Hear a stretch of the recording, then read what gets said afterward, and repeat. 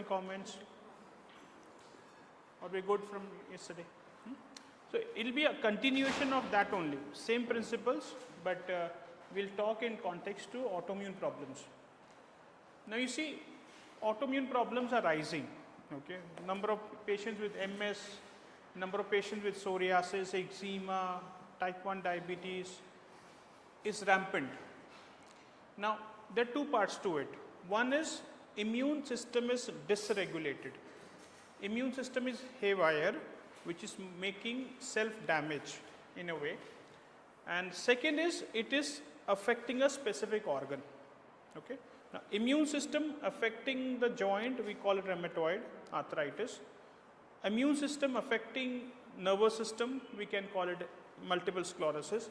Immune system affecting thyroid gland, we are calling Hashimoto's. So now there are two problems we have to solve when we are trying to solve an autoimmune problem. First, we want to improve the immune system. The things which are dysregulating the immune system, the things which are disturbing the immune system, we have to remove those things, and then we have to safeguard that organ. Now depending on the organ system, if skin is involved, because skin can repair, regenerate very fast, autoimmunity of the skin can get corrected very fast. But if the organ involved in autoimmunity is nervous system, brain, nerves, and that takes the longest time to repair it, it may not get fully recovered also. So MS becomes more tougher. We may regulate the immune system, but end organ may still not be able to repair. So depending on which condition is under organ system is under attack, we have to decide how much time we have to tell the patient that this is possible, not possible. Okay. So but at the fundamental level, these all conditions are triggered by poor dysregulated immune system. Thoughts, comments? So currently, what kind of largely autoimmune cases we are looking at? RA cases. Psoriasis. Now psoriasis is pretty simple. 6 months, if we work hard and patient is willing to follow our protocols, they can get better. RA, if it is a beginning of RA where joints are only inflamed, there is no structural damage, we can fix it. But if any structural damage, then probably it becomes more tougher. But we can still reduce the inflammation of the joint. Okay. Doing. As the inflammation will come down, as the patient start feeling better, then we can start weaning off the drugs. We can ask their doctors to wean off. But we can let the patient know, today you need the drug because the immune system is flared up. And temporarily we are pausing the immune system with the drug, which is suppression of the immune system. But as we fix the problem, they can go to the doctor and ask the reduction of the medications. Because these are not good medications in a way, they are very harsh medications. Correct. So we have to inform that way. As you feel better, you can reduce. These are not for lifelong drugs, but because the rheumatologist will not look at what is causing the problem. So he thinks this is for lifelong, the medication is for lifelong. Because we are able to fix the dysregulators, this can get better and drugs can be reduced over a period of time. Okay. So lupus is pretty okay, Hashimoto is pretty okay, rheumatoid is pretty okay to fix, but multiple sclerosis may become very tough because nervous system is involved and nervous tissue doesn't easily regenerate. Any tissue, skin can easily regenerate. So that is something we have to keep in mind, because when we are communicating to our patients, we have to send them the right story, right narrative. If they come to us with psoriasis, once it is clear, it is no problem, it's no sequelae of the disease is there. But if it is a nervous system, we may improve that, but it may not be 100%. It may be close to 100%, 90%, 80%, may not be, because nervous system generally doesn't regenerate very fast. Even if some repair may happen, not full repair may not happen. So that's something we have to keep in mind. We next.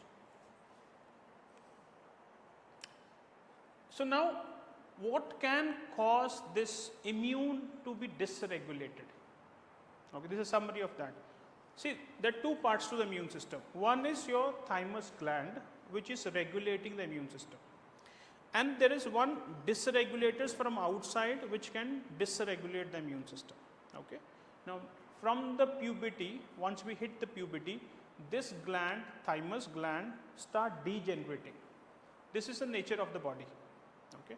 That is why elderly people earlier will have a autoimmune problem, rheumatoid and all that, because as we are aging, thymus control on the immune system is getting weaker, generating at a much faster pace.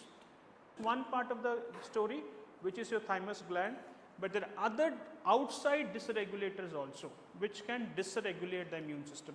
So, one of the dysregulator is nutrient deficiencies. If our body is low on nutrition, my body don't have proteins, my body don't have B vitamins, my body don't have enough omega-3 fatty acids, my body don't have phospholipids, basic nutrients are missing in the body. Body is running on poor quality cells. We call it senescent cells, non-performing cells.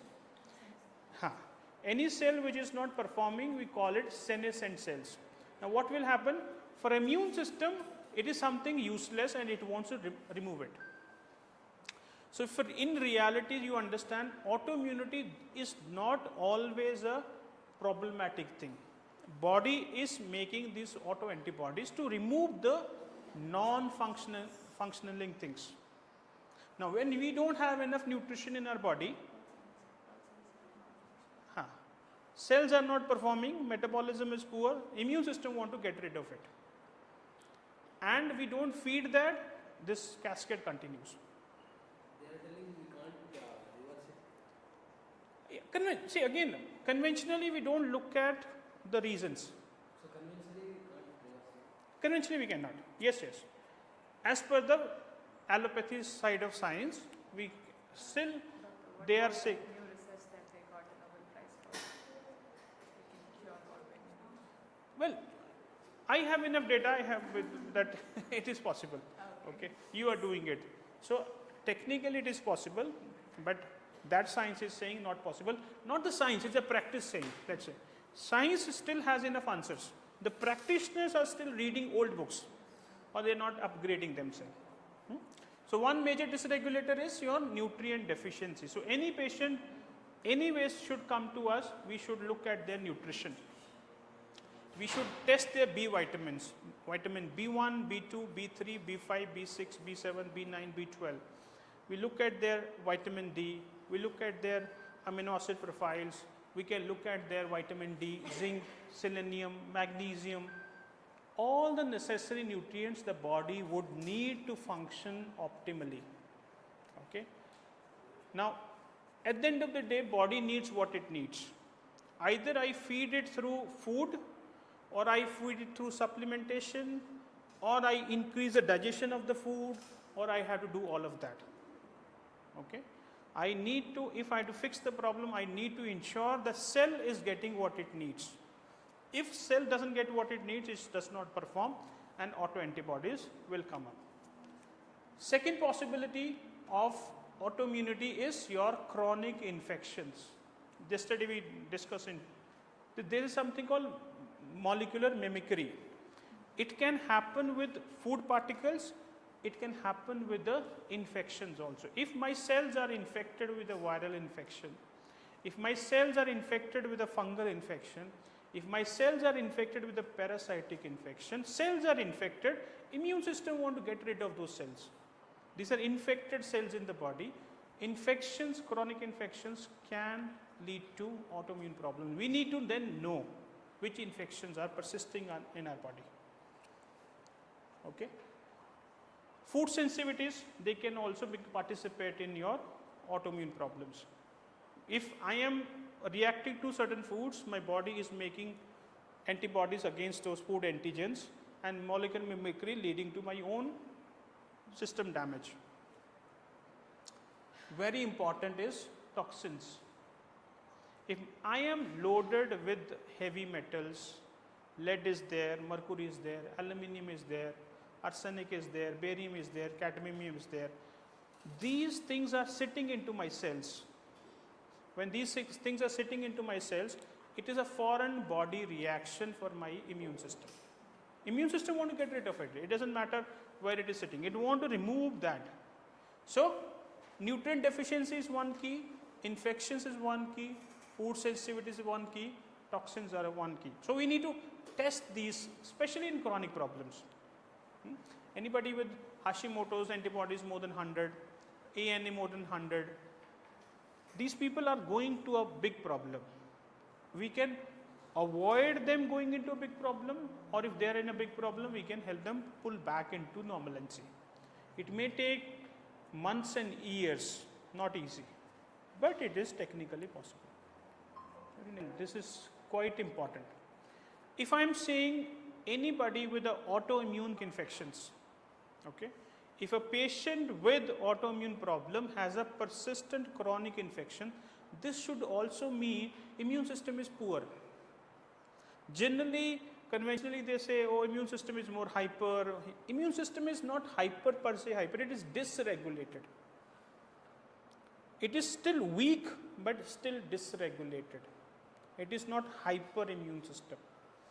Dysregulation and hyper could be, sometimes we give some nutrients or supplementation to our patients, and the doctor of theirs, rheumatologist, will tell, oh, your immune system will do, it become very sharp and do a damage and all that. No such thing. It's a compromised, dysregulated immune system in an autoimmune case. Okay? Anybody with an autoimmune problem, the immune system is weak, is compromised and dysregulated. Okay? So a lot of time we hear this stories from the patients that their doctor has told, if you take this vitamin, this will happen, that will happen, your immune system will become more aggressive. No, we have to improve the immune system, strengthen the immune system, and we have to remove the dysregulation. We have to straighten the immune system. Now, anybody with autoimmune problem, their immune system will be compromised. Immunodeficiency will be there. And immune system first it needs to make those phagocytic cells, macrophages, it needs to make antibodies, it needs the basic nutrients. A lot of people in the COVID times would have taken a vaccine, but they still got vaccine, they still could not make antibodies because they had no nutrition in the body. We need nutrition to make the arms and weapons of the immune system.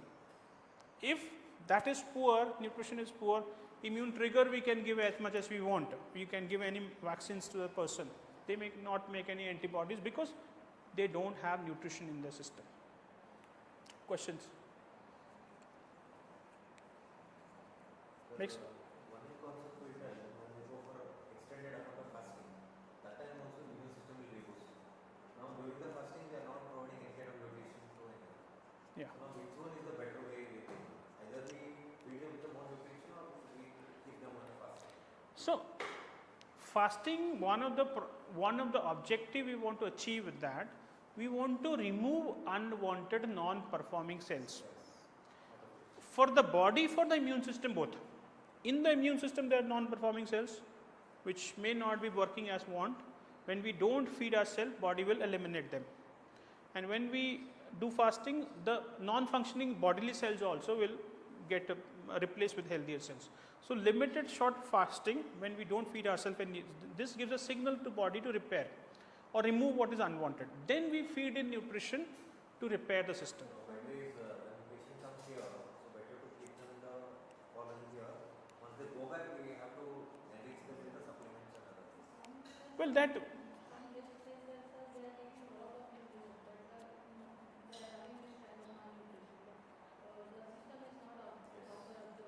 correct.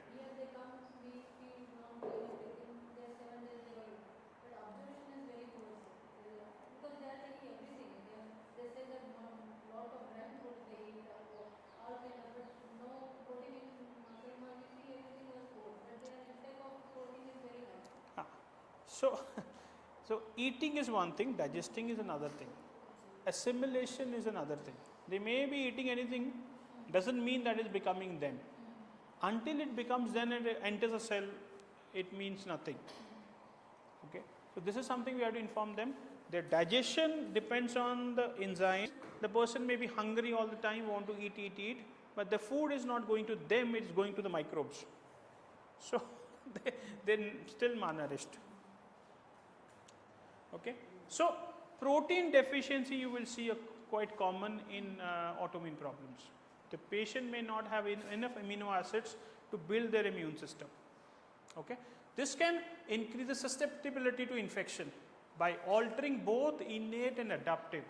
Both systems of immune system, both arms can become poor. They cannot make enough cytokines, interleukins and all that. It impairs the phagocytic function, whatever macrophages has to do. It also decreases their mucosal barriers, even in the digestive system, on the skin, in the nasal cavity, things like that. Wherever the mucosa is there, becomes poor. So micronutrients required for proper immune function. Now autoimmunity means poor immune system and dysregulated. The dysregulators, we will discuss more into it. We have to remove the dysregulators and we have to strengthen the immune system. Then we can make the autoimmunity slowly get better. Not an easy problem, but it is not impossible as it is told as of now by the conventional doctors. Yeah, we can, yes. Probably after the presentation I can, yes. In this scenario, keto diet is well. That's it? In this scenario, protein. Fat. 80% is fat. Now, usually people do have proteins also. Now, keto diet is promoted as one of the way to help autoimmune problems. Now, one thing that happens in keto diet, you don't feed your bad microbes. You don't take carbs, you don't feed your bad microbes, one possibility. You take meat, you potentially feeding a lot of nutrition and good fat, which is anti-inflammatory in nature. But a lot of people come to us with autoimmune problem, the stomach is already gone. The digestion is already very weak. In that case, if I give them a keto diet, they will not sustain it. Because digestion is so poor. Fish, chicken or eggs and chicken, then your lamb and your beef. As you go up in the hierarchy of the animal kingdom, the complexity of the meat becomes more complex. It becomes more tougher to digest. The fish is still okay to digest.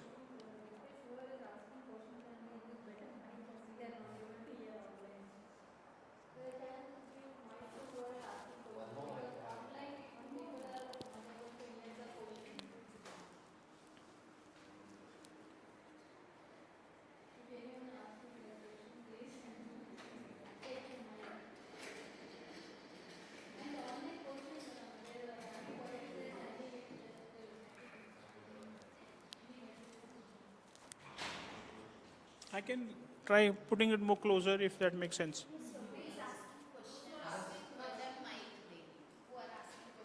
Okay. My mic is okay.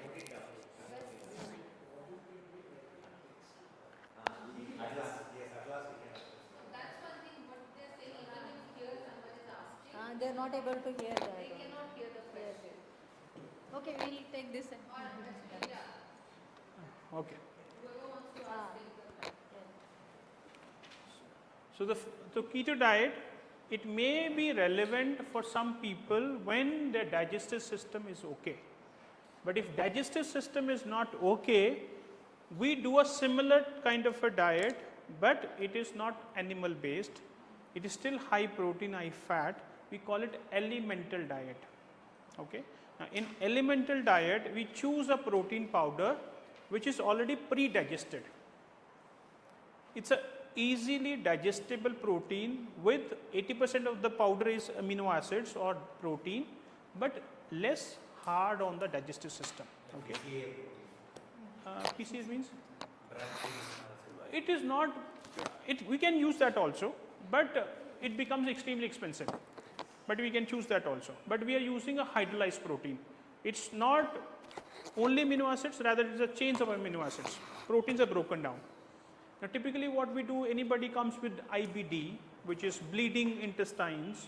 They come to us with flared up gastritis. They come to us with flared up pains in the body. Inflammation is very heavy. I want to reduce the food inflammation from the body, at least the food induced inflammation. So I give them a protein powder 4 times a day. Make a shake, 25 grams of protein with omega-3 fatty acids into it, flaxseed oil into it, MCT oil or coconut oil into it, good fat and good protein. So we replace their food with only protein shake for a period of 2 weeks to 4 weeks. This is called elemental diet. The chronic patients who are very, very tough, who are very inflamed, pain is heavy with them. So a form of keto diet in a way where you give them enough fat but easy to digest.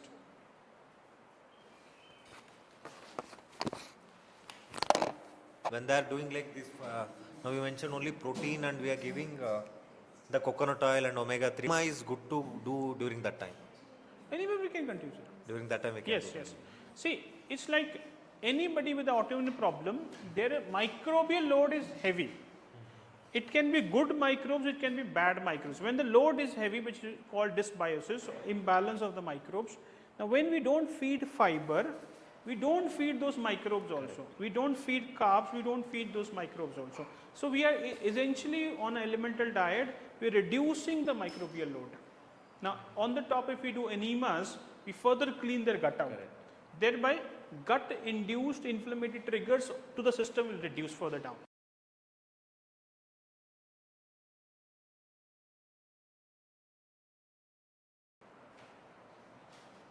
Okay, next.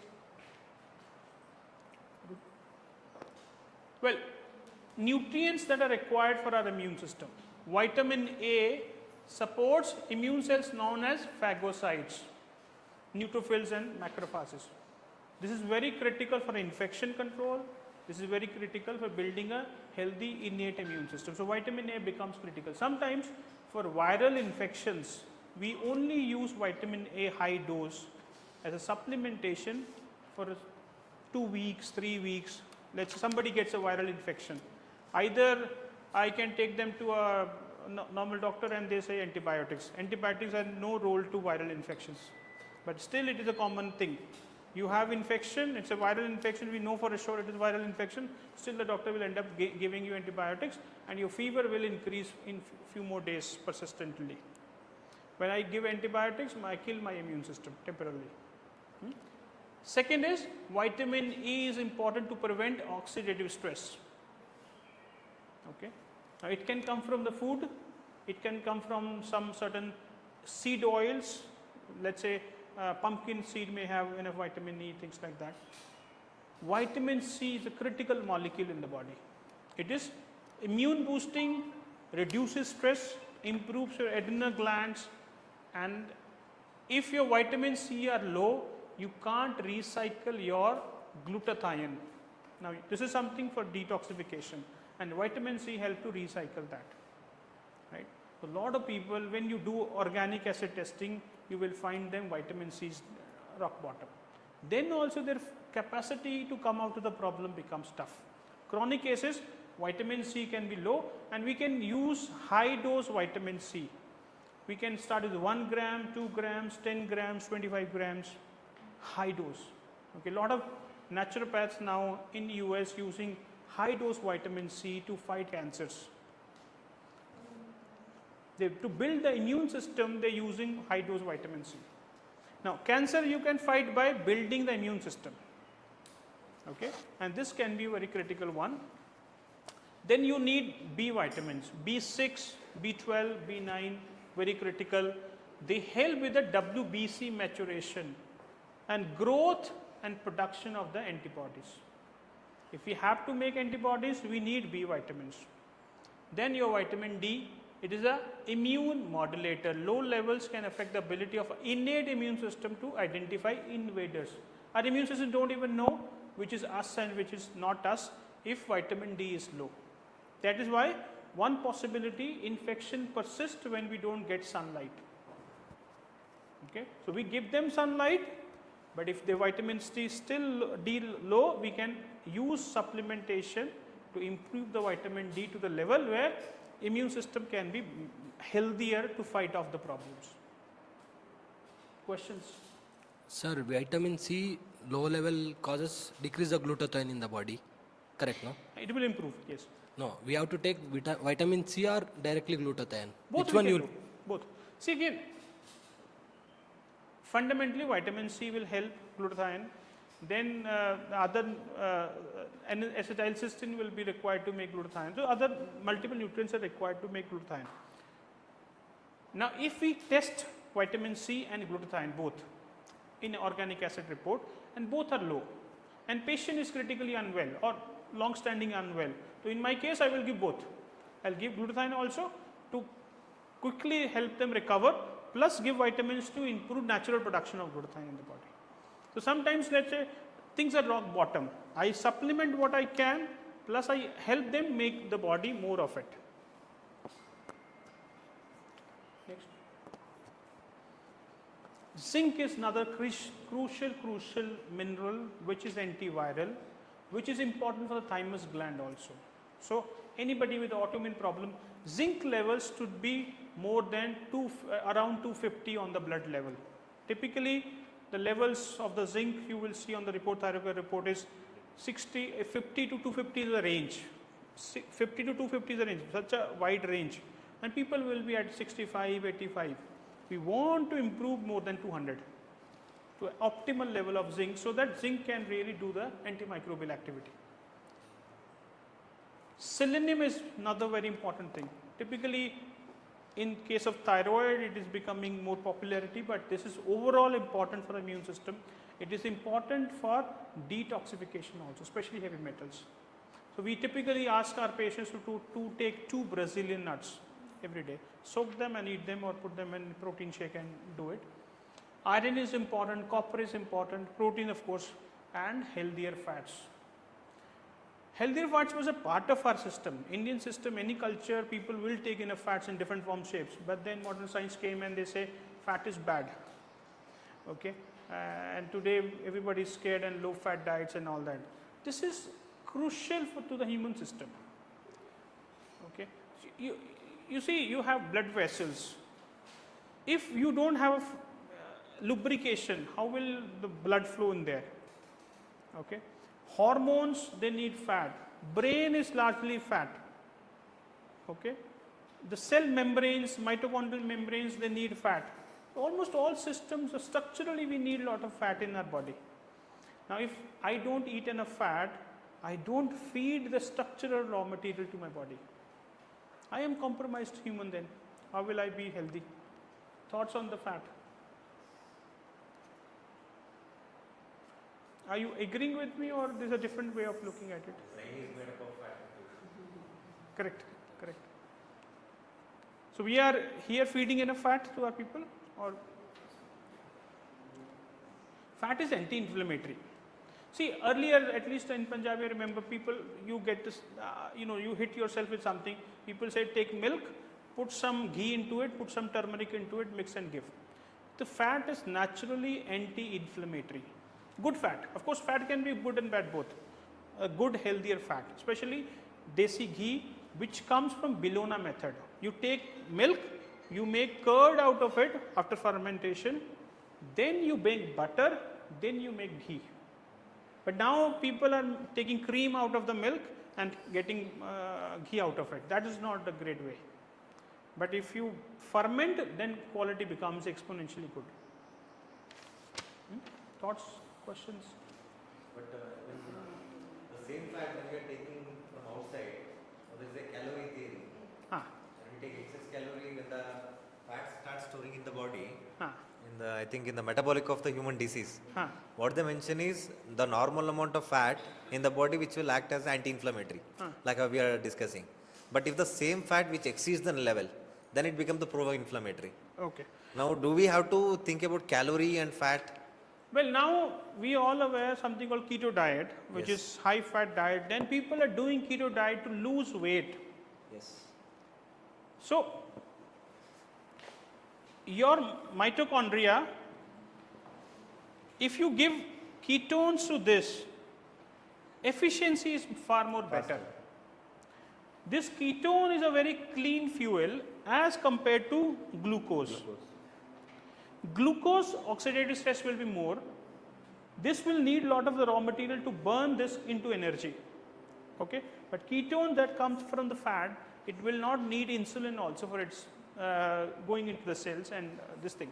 So good fat will make more ketones, you will have a very clean fuel for your system. Keto diet, drinking keto coffees and all that, the brain is more sharper. Okay. Now another thing on the calorie part, this is your engine. Okay. This has to make calories out of food. Now somebody says this is samosa, it has 400 calories. How do I know my body is actually able to extract calories out of this? If my quality of the mitochondria is poor, I will not be able to extract this 400 calories. I may not even use them. Okay. So this calorie funda is a very old science now. Okay. It was okay at some point, but now with the information on the mitochondria, we are far better. If you give more cleaner fuel, better fuel, mitochondria can use the fuel for body repair purposes, you will be healthy. But anything in excess can be a problem. If I every day drink a 1 liter of ghee, there will be a problem. But if I eat 30-40 grams, should be good. Will that not be a concern if it lead to ketoacidosis? Keto diet for cyclic purposes. Let's say, because in my UG we have seen one case like this. Let's say if I have to keep metabolically healthy, in a month you do normal diet 3 weeks, 1 week you do keto. Yes. Cyclic keto. Then it keep resetting your metabolism. But if 4 weeks you are doing keto, it's a problem. Okay. So a lot of people who take endlessly, they may end up in a problem. So because we have seen one case in my internship, there were 3 doctors. They came for a naturopathy in Shantivana Dharmasthala. Like they did the keto diet, they were here. The next day, she's a doctor herself, the dental doctor. She had severe vomiting and other things. Then she got admitted in a hospital. It was a very severe emergency. Ketosis. Because she was a normal people. Now if we consider like diabetic patients, when they come, now this is the point we have to worry a lot now. Now either can we put them on a keto diet, or how to restrict, or what is the limitation now? See, only now ketone body test also, if you do, it will take 1 or 2 days. They will not give, only urine test they will give. But most of the patients, urine will come positive early, but blood it will take 2-3 days for us also. Well, I think any shift that we have to do is a gradual shift. If a patient comes to us, we cannot alter that food. The digestive ability has to change to digest that food. So gradual shifting to a better diet or what we think is right for them. So yes, a lot of people are doing this crazy things. They may end up into problems. Okay.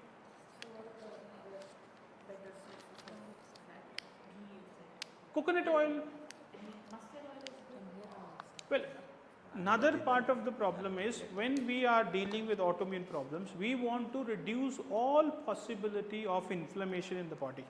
Now, omega 3 ratio 6. Okay. Now this is important. Okay. This is 1:3.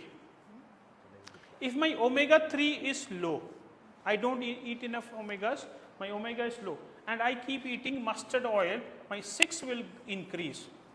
Now, in an autoimmune case, because the ratio is disturbed, omega 3 is less, omega 6 is more, and eating more mustard oil. Otherwise, mustard oil is a good thing.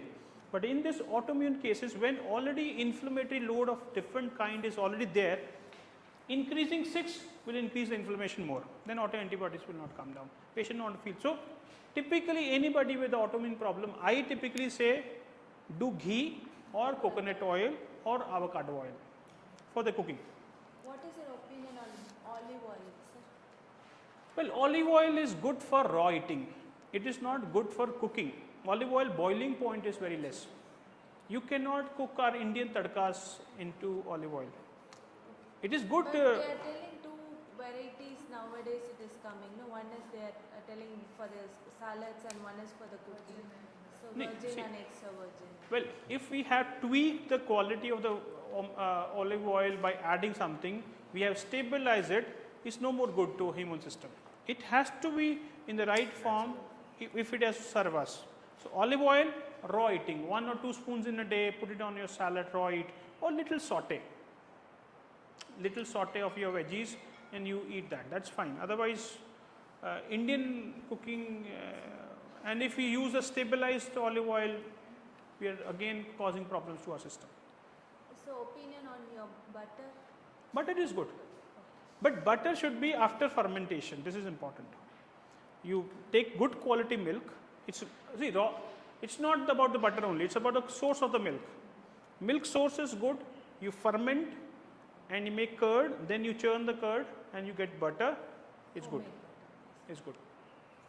Butter has butyric acid, which is potent. Next. Now, there's something called plasticity of the immune system. Okay, the immune system is being constantly trained by our microbiome. Okay, so immune system come from the bone marrow. They do some training in the thymus by the thymus gland, but also so quality of our microbes in the gut will also decide the quality of the. You think about dysbiosis. Rheumatologist is not looking at dysbiosis at this point of time.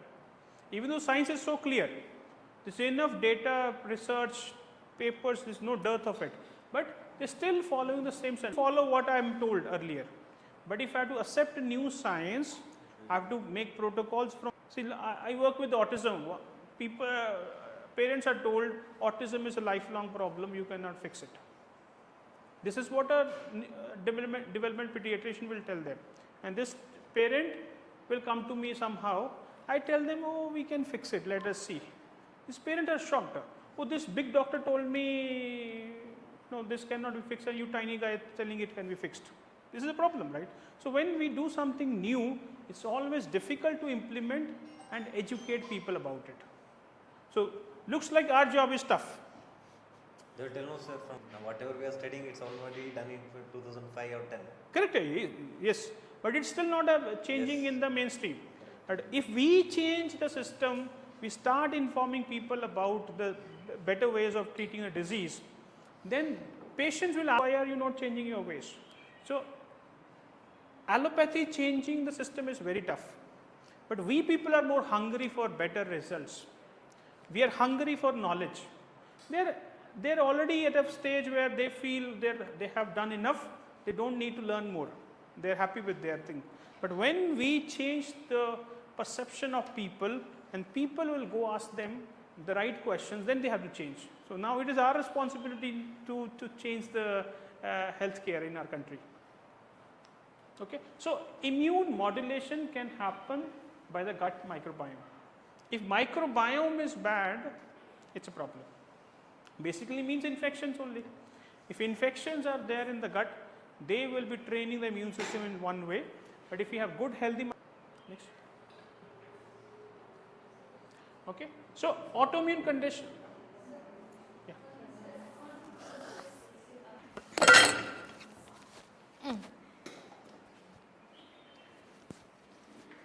According to the sources, like in gut microbiome, only 5% is discovered till now, not so much. So then how we doctors can prescribe, like how can we quench patients' thirst? Well, knowing the human system is ever ending.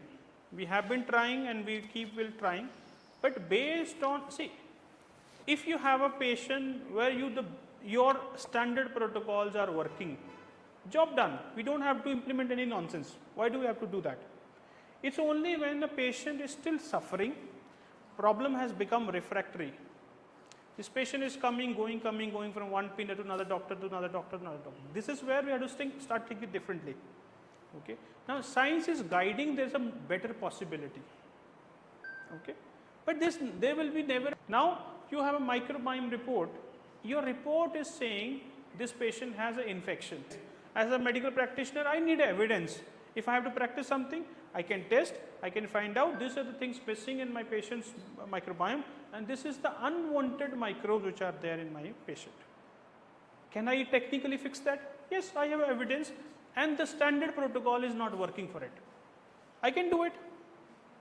Right? The medical system that we have learned into our systems or schools, when the patient is refractory, we really don't have a better answer. Even with the best of the care, we are saying we are increasing the lifespan by 5 years or 6 months, or whether we are increasing, decreasing, we don't know, but let's assume we are increasing. but only increasing by 5 years. But if you say, let me go out of the way, let me figure out better answers for you, and patient agrees to it, you take a consent from the patient and you can do the treatment as per the new science. Even it is 5% for us. Fair? Questions? Okay. So, autoimmune condition can affect any system of the body. Conventionally, still lot of the doctors are saying it is incurable genetic problem. Now, if genes were the problem, we would have been always having this autoimmune problem.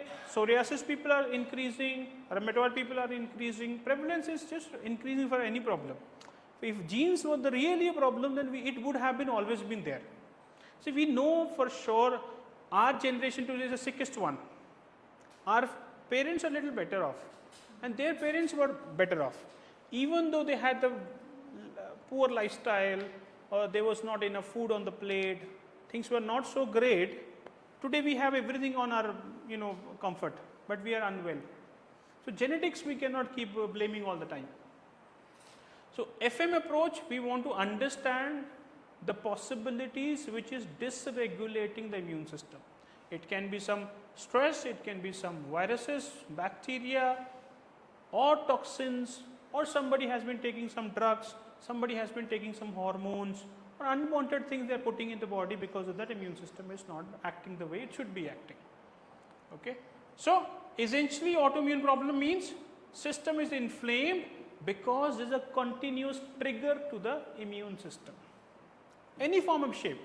If lead is there in the body, it is present in the body in heavy dose in the system, it is constantly triggering the immune system to make antibodies. If some infection is there, constantly irritating the immune system to increase the inflammation, then the patient will keep suffering. You remove the lead, you remove the infection, the immune system will calm down, the patient will start repairing. Okay? Questions? Thoughts? Comments?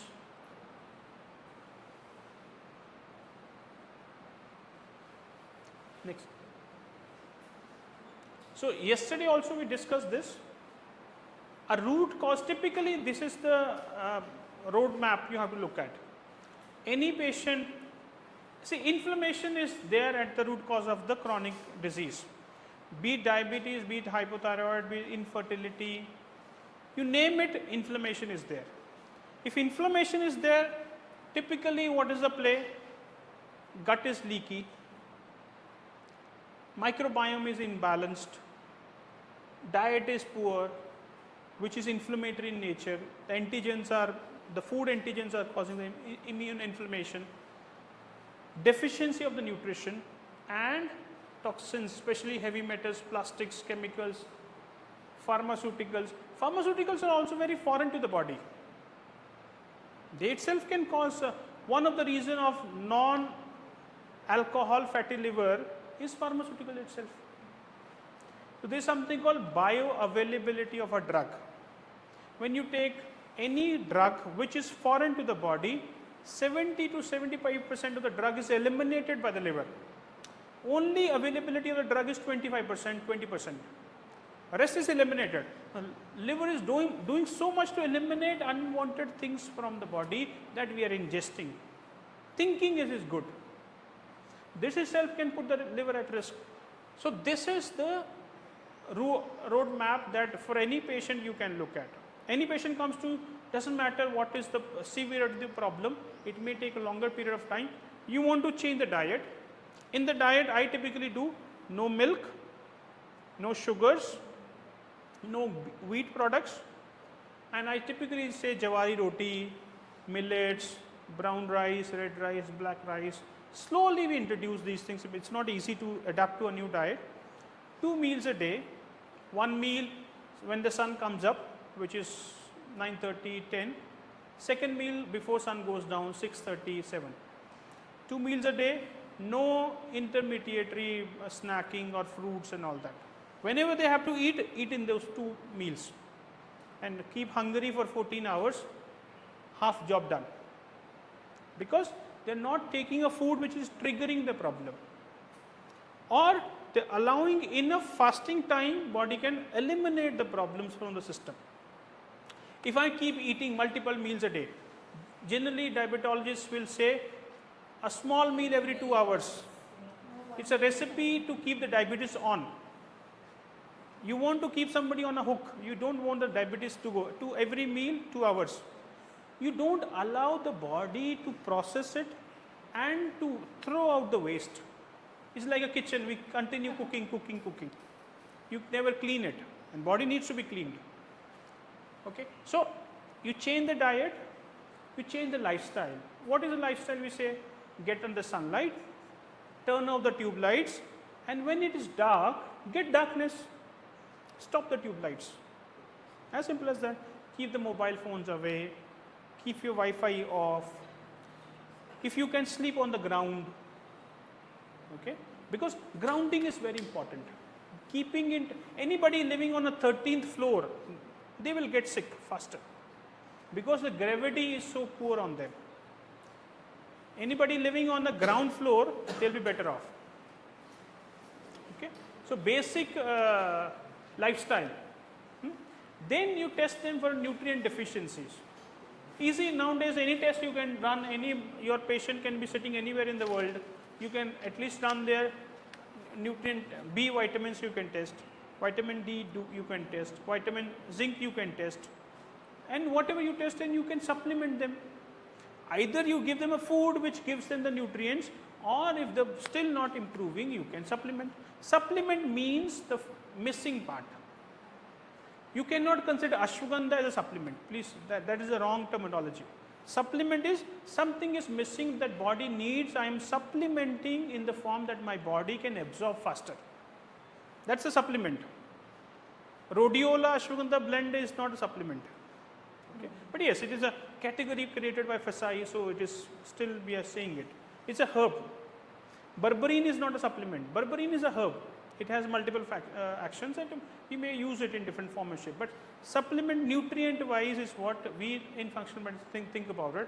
Something is missing, either the food don't have it, or the patient is not able to digest the food. To help recuperate the body, I feed them what they need. Is there any objection, or you don't like that way of practice, or any thoughts about it that you don't agree to it? Finding the missing part is the Testing, sir. Harish sir is sitting there. So this is important. See, but it is economically very difficult for all the people. So if you think we won't go for directly the toxins test. First of all, so 1, 2, 3 tests only they will become fed up. Oh, how many tests they are doing. So in functional medicine, if you are going for toxic elimination, you have to go for all the toxin test. so typically a patient of mine, I do a blood test which will cost them 6,000 rupees or 7,000 rupees, which will have nutrients, toxins, organ function, inflammatory markers and autoantibodies, and organic acid which is costing 5,000 rupees. So let's give and take 12,000 rupees, 13,000 rupees. I test them every 3 months till they are out of the problem. Now, see, sorry? 3 months.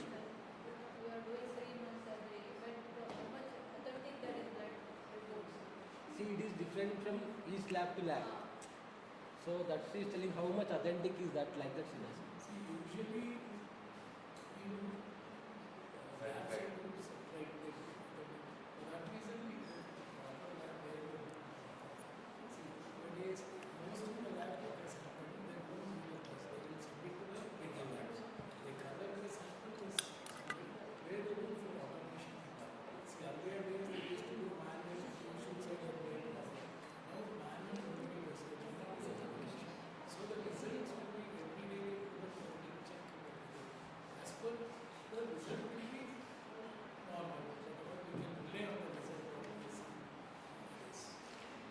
see, good labs will give you authentic results only. Okay, but now every lab is saying my results are better than the other one. Now we have to understand one very fundamental fact. We are dealing with a chronic problem. We are not dealing with the emergency medicine. which means how does it matter for me? 5 to 6 doesn't really matter, or 5 to 10, improve the T4, T3. I'm not anyway bothered about TSH. I'm looking at the root cause. If somebody says my zinc is 75, some other says 85, I want to reach to 250. That small margin may not make a difference to me. Affordability is important. Good labs will give you decent outcomes.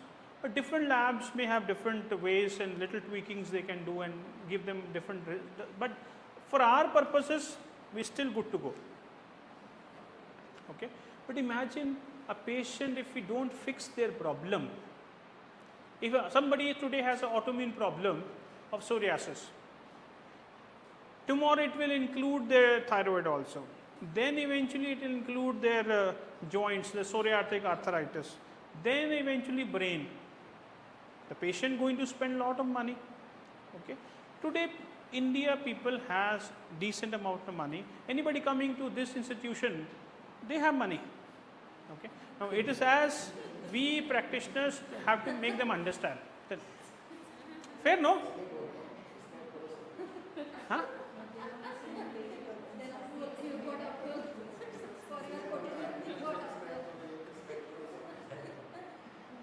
Well said. Our goal is to solve the problem. Okay. If you want to solve the problem, fair. If we are happy with, doing what we are doing, nothing wrong. Let's continue with that. If we have to understand the problem, we have to create better evidence to the science, and we have to contribute to the science. I need to get evidence. Okay. Next 4 years, if I publish a paper, autism can be reversed. Before publishing that paper, I need to have thousands of data points with me. Anybody can question, show me the data. Every time, any liver doctor will tell you, show me the data. Right? You have to produce the data. And then with the data, you can be more confident to tell to anybody. I think this is how the allopathy is also evolved. For example, the vitamin A or the iodine and all, before we used to give supplements, but nothing was there. Now, what the government made, biofortification they have made. The vitamin A in rice, the selenium-rich rice. Now, iodine in the salt only they made by government. I think if they get enough data from our side, I think they can go proceed with that. Correct, correct. But that's why the practitioners should also get increased. Yeah. And also, rather than doing the normal test now, CBC, LFT, RFT, now the different perspective in the blood test will start. I think that is the need of the hour now. Correct. See, because these tests will done on only few labs. Even the reagent cost will be more, transportation will be more. That is why the costing is coming high. Just imagine like these 50 labs are there. The 100% the feasibility will be very low. Correct. Correct.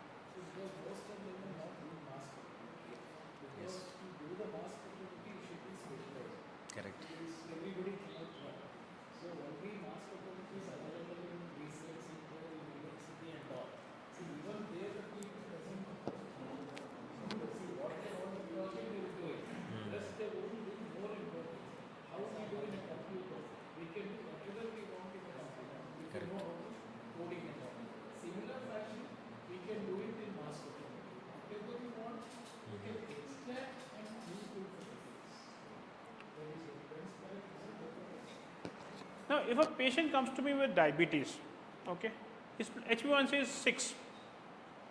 I change their diet, I don't do any testing. After 3 months, HbA1c is below 5. We as practitioners happy, no problem. But a patient comes to with HbA1c is 10. Then you will have to scratch your head. First is HbA1c is 10 very high glycation, kidney at risk, eye at risk. You have to really be thoughtful as a practitioner. Else you will say, oh no, I will do something, and you plus see a endocrinologist, right? But if you have to take the full responsibility of somebody which HbA1c is 13, then you need to evaluate the patient. How much is the problem? Why is the problem? Can I really fix it? Right? So this is where, you have to start thinking little more beyond what we understand as of now.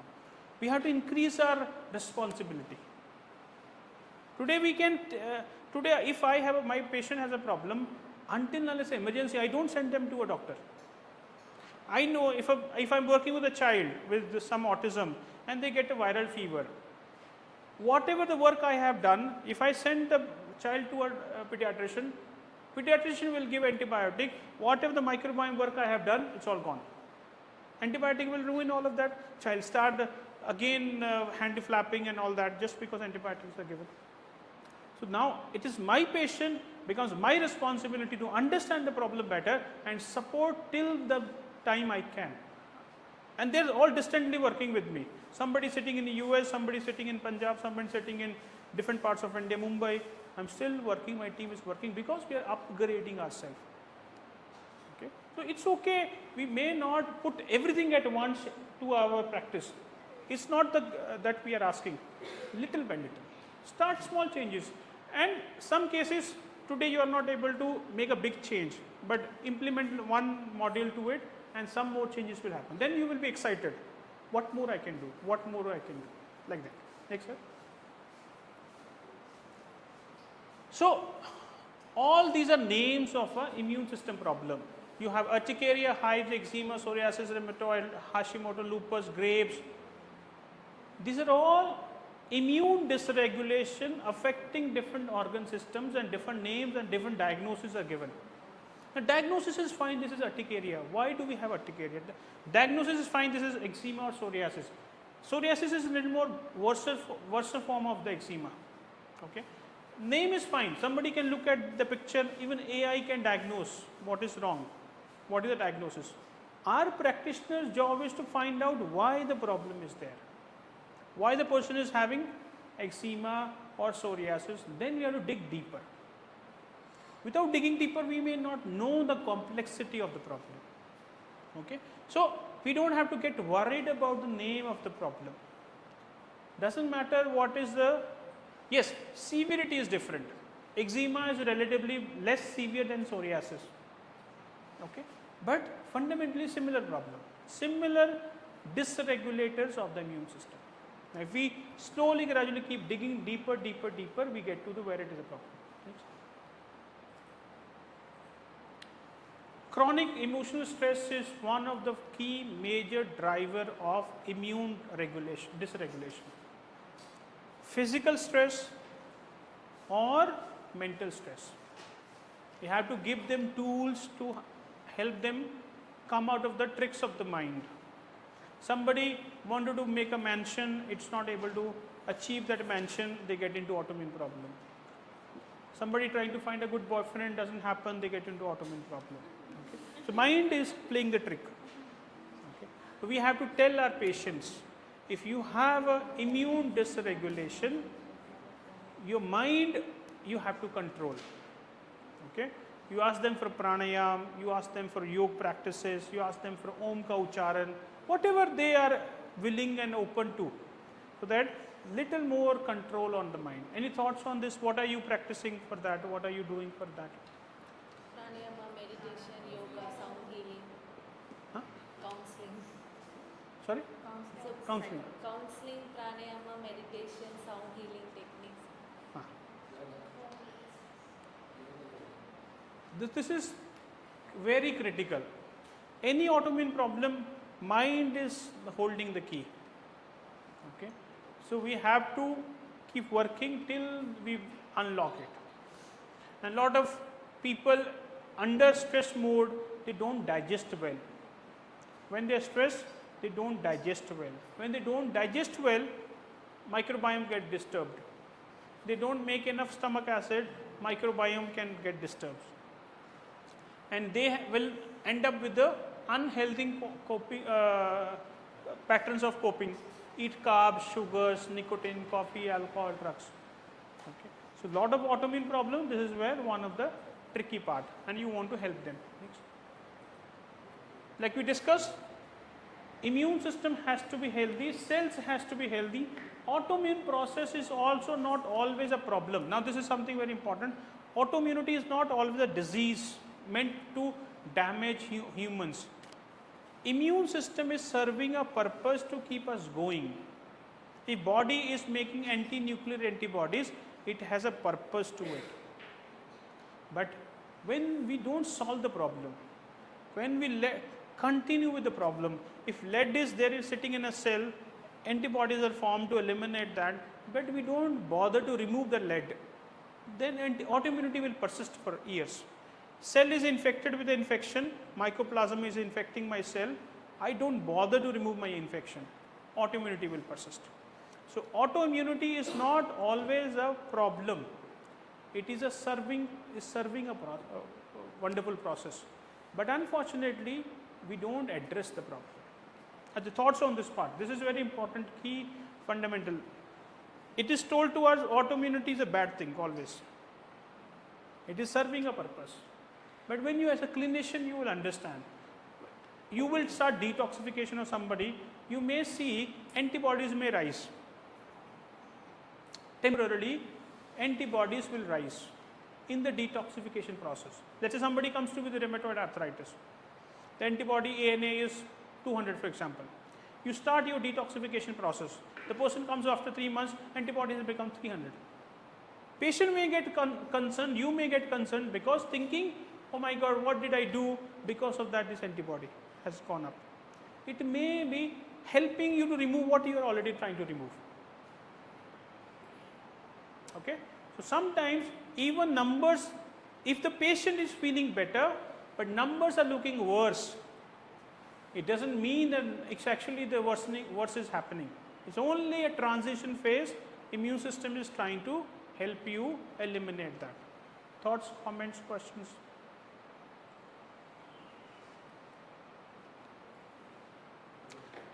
Genetically modified food is a big problem.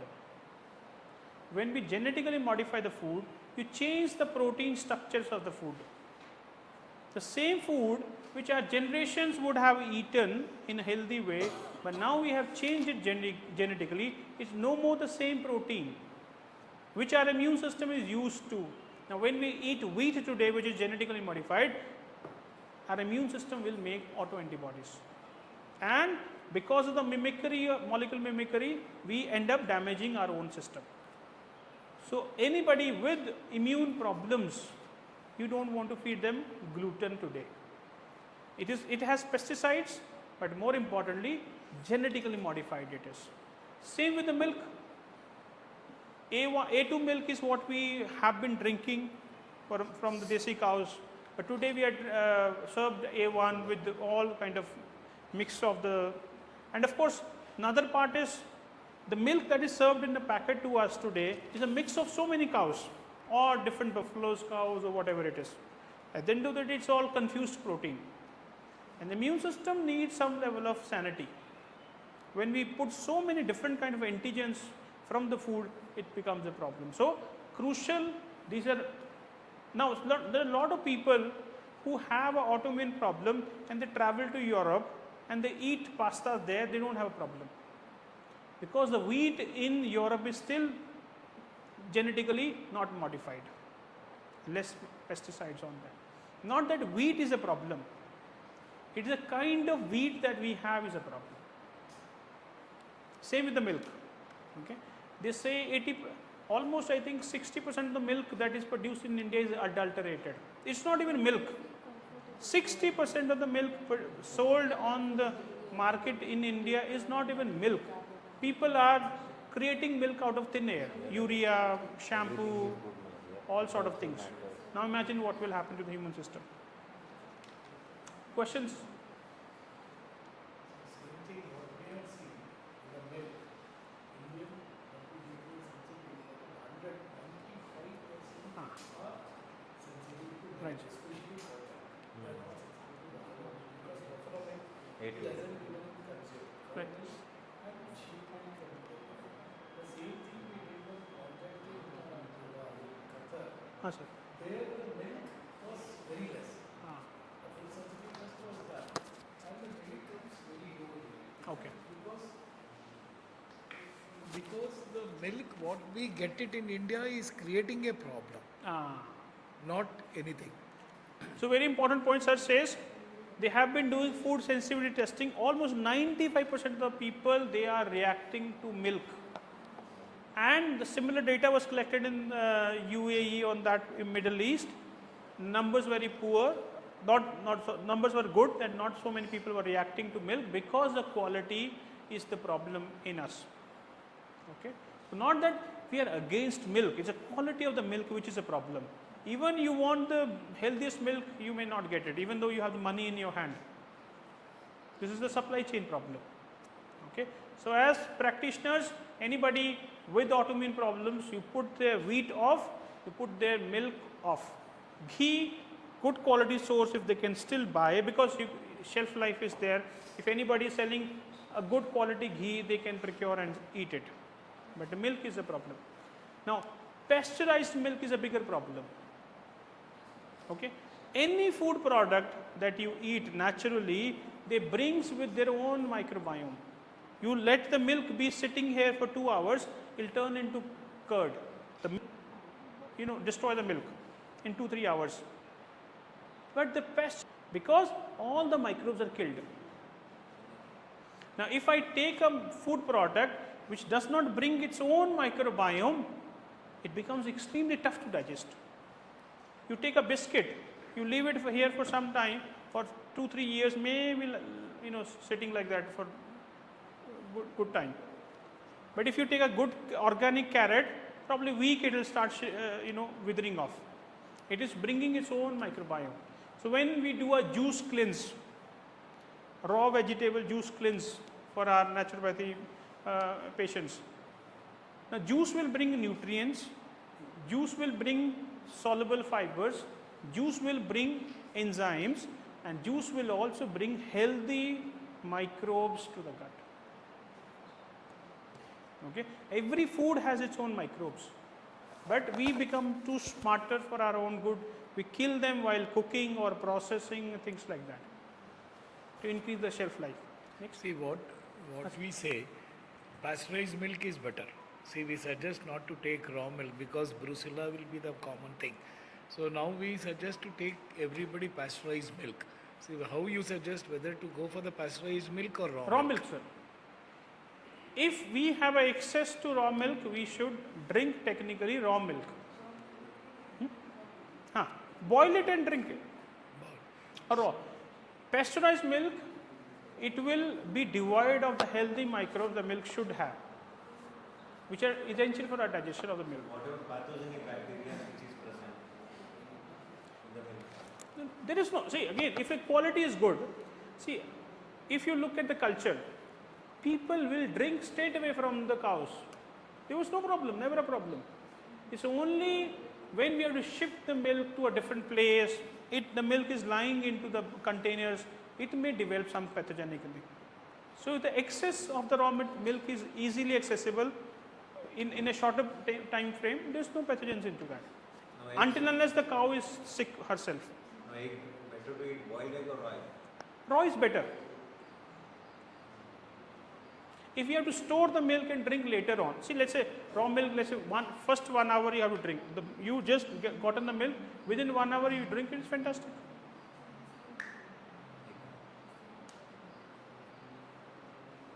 Questions? Is it making sense for everybody? Is it useful what I'm saying?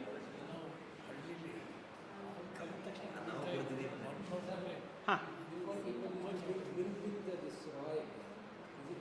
With Milk with raw egg. raw egg. I don't know. I don't practice that, so I cannot comment good and bad. So let me not answer it. Should be okay, I think, as long as. See, because when we were studying also, we also heard that Clostridium was some species.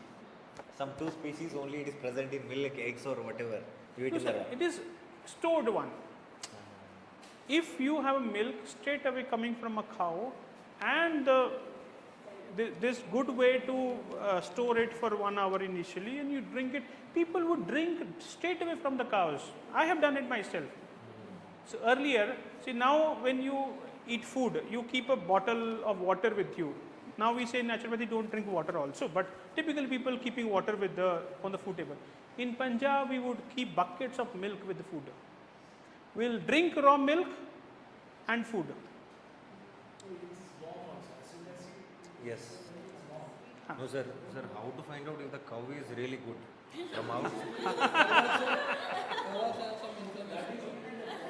See now, sir. If you see me, you and all, if we take, no. If we all take, our immunity is good enough to fight. If anything is there, also our body will Yeah. fight. Now, what about in the kids or elder age now? Their immunity is much weaker comparatively. If they take, what might be the chance? Well, I am not saying that straight away we can make a change. If we even have to do it slowly, gradually. Yes. Right? So we can shift. But again, whether a cow is unwell, I don't know. I have to be living with the cow to understand the cow is okay or not. Like it should be controlled environment like us, then Correct. then it's possible. That is why I say don't no milk. Better. Before they used to give milk. Huh. So they are telling it is not good for the children to take milk because it will cause typhoid. It's a A1 milk. Yes. Exactly. Yesterday A1 has a molecular mimicry to the Lithium milk. 8 molecule. That is the one gene which is responsible for multiple conditions. Huh. But A2 milk, it was okay. People would drink and children would drink. Even cow milk, even mother is not producing milk and they would give cow milk and child will be okay. We can dilute and give. But again, if I am living with the cow, I know the cow. But we today living in a city, we don't have any control. Then better not to do it. Coconut milk is fine. Drink your coconut milk. Next. Well, another trigger for autoimmunity is your leaky gut. Your gut becomes more permeable.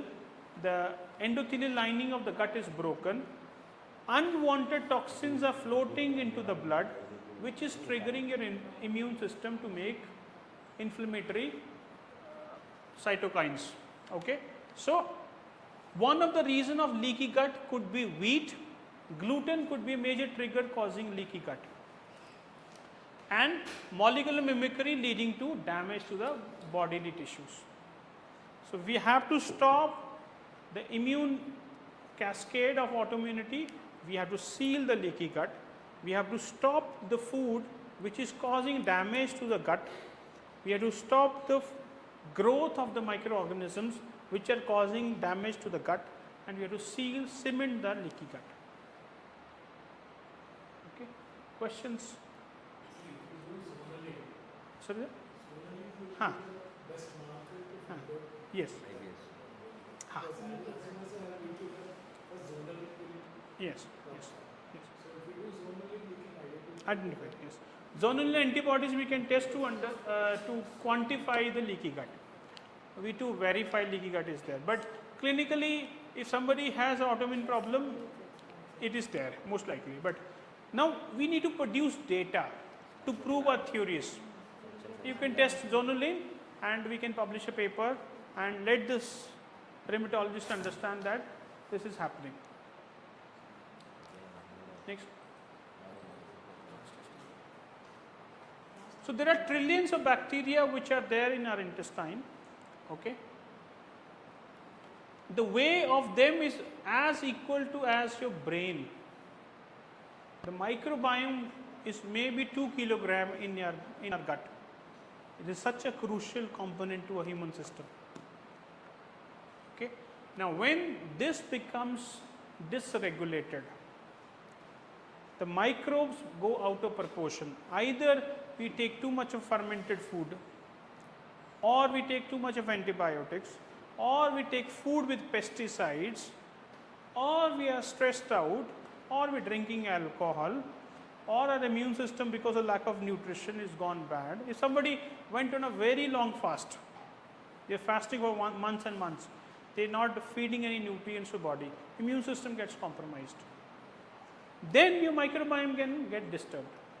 Microbiome controlling your immune system, immune system controlling your microbiome. It's a both way street. Both has to be healthy to keep each other in check. Okay. So a lot of people we work with, the immune system is compromised because of various things. We're trying to correct the microbiome. For some time this patient gets better, again the problem comes back. I need to make sure immune system is also solid enough to keep it up.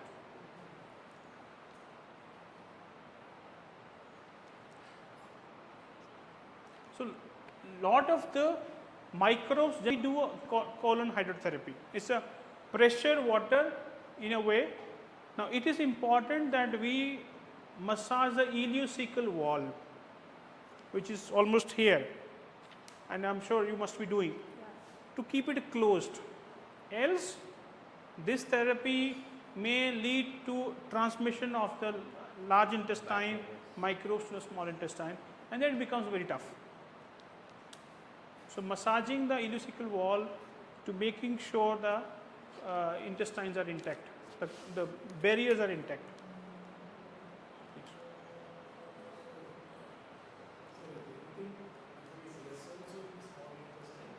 So sir?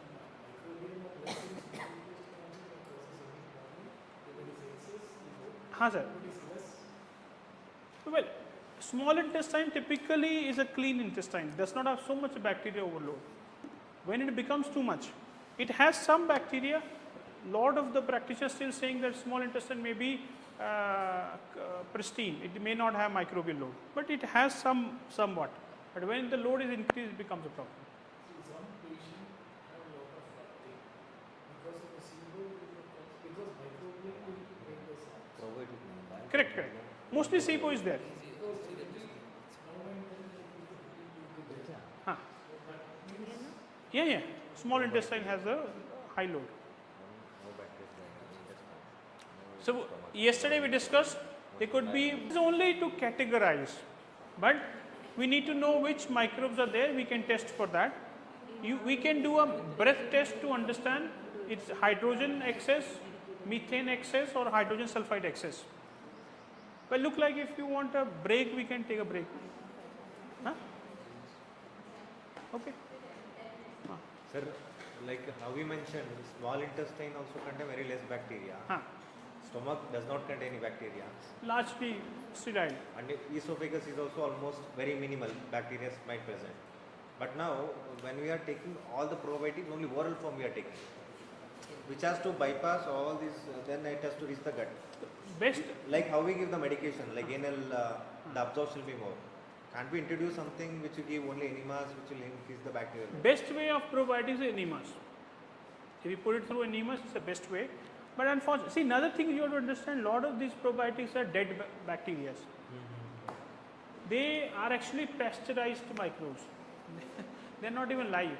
Their cellular structures are only giving immune triggers, positive immune triggers. Now in naturopathy and all, we give like buttermilk enemas, coffee enemas and all we give. Yeah. If we incorporate the same probiotic capsule in buttermilk and we give the enema, Yes. that is That's the good. faster Yeah, route yeah, of yeah. administration. We can see. Now, when you make a buttermilk, thinking the buttermilk has good bacteria. Correct. We don't know it is good or bad. It's like you take a culture, you put into milk, and milk curdles and it becomes curd. And then we make a buttermilk. But we don't have a control on this microbe. So, but if you use a live strain VSL3 microbe, Yes, yes. you open that and make a culture, then you make that curd, then you put it into the enema, it will have a better impact. Because right now also in what form we give the probiotic is, we ask them to add in a buttermilk and leave it for 4 hours fermentation.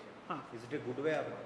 Yeah, fine. See, because the capsule, why it is encapsulated to avoid the gastric acid.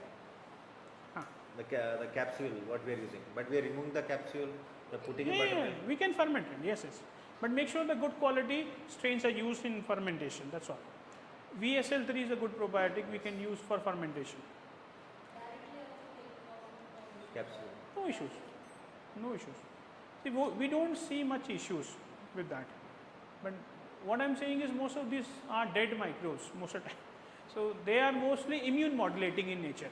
They may not have impact straight away on the microbiome. That is what we are discussing with sir. Yes, sir.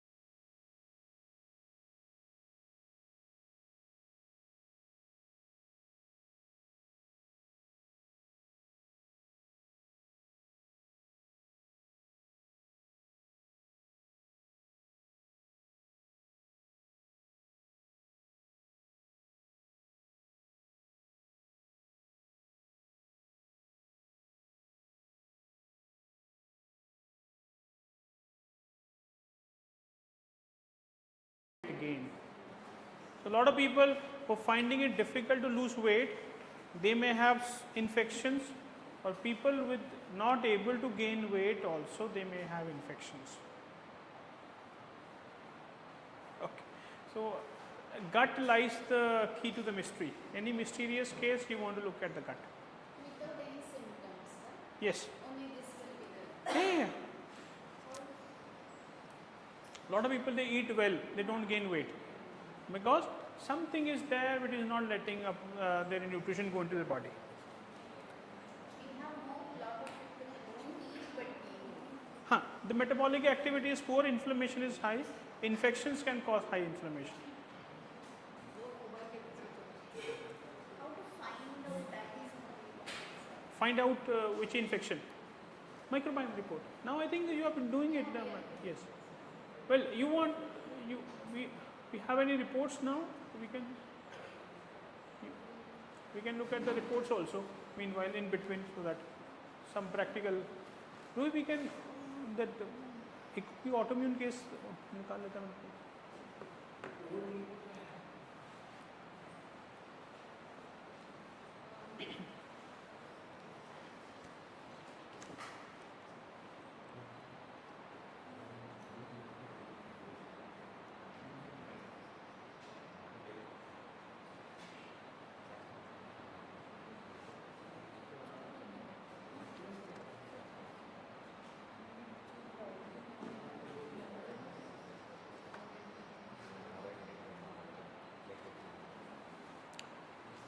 So, this is the pathogen.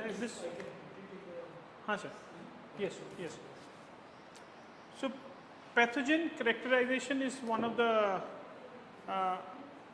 part of the report where you can see which infections are there. Okay. Now, in this case, how many is there? Crypto is there. This is a very typical case of IBS. This is a protozoa. It will not go and it will not the patient let feel easy. Any small trigger, the patient will have to run for loose stools. And these patients typically will have anxiety, lot of anxiety. The infections will produce metabolites which affect the brain. We can put it on the this thing.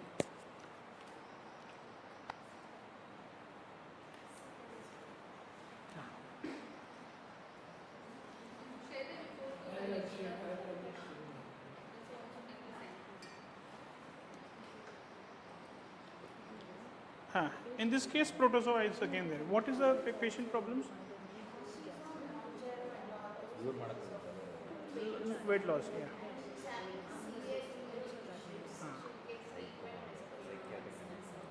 yeah. No, this is the easy also. Today it has become a fashion that I am on Manjaro. It may help to some, but may have a lot of side effects to many. So people will pay the heavy price at some point of time. So this is protozoa, Blastocyst hominis is the in this case. So this protozoa can make them very anxious. Always, running thoughts. Hyperactive.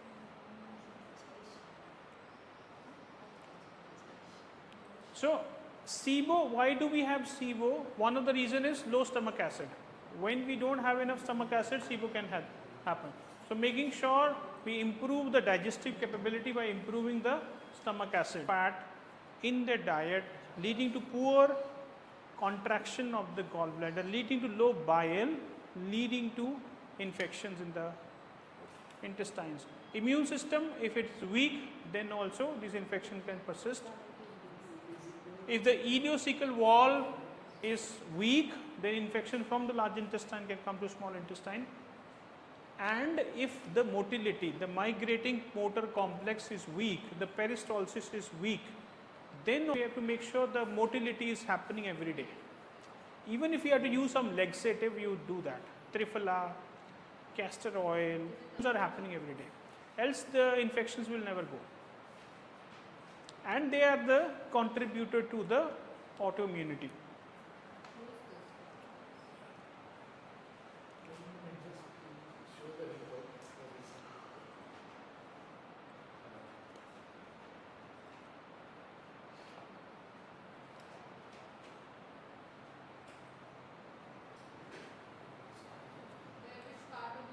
pathogen.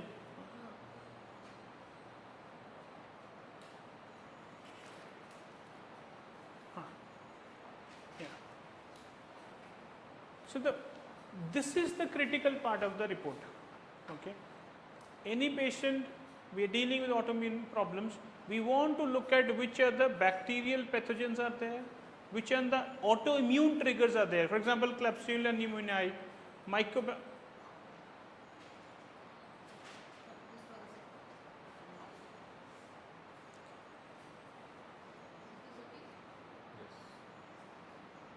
this Mycobacterium avium is another critical one with the autoimmune problems. Then you have your worms, Giardia, Ascaris. Parasite infections is a big problem in autoimmune issues. And these people will be hungry at night. They want food at night. Anybody with food at night, or they become more agitated at night, parasites is their problem. You clean their parasites, the hunger pangs will get better. For the parasites are asking for the food. The fungal infections are asking for the food. A lot of times this is a critical way. We keep telling them don't eat, don't eat. Poor guys cannot control because their microbes are asking for it. Any other symptoms of Anal itching is there. Dry cough, Huh? sore throat, Dysbiosis, constipation. yes. Both diarrhea can happen in some cases, constipation can happen in some cases, agitation can happen, hyperactivity can happen, hungers can happen. Night they will not have a straight sleep. They will always be tossing, turning. They will move this side, that side. They want to eat something before they go to bed. Evening bloating is parasites. If a person gets an evening bloating, most likely parasite could be a play.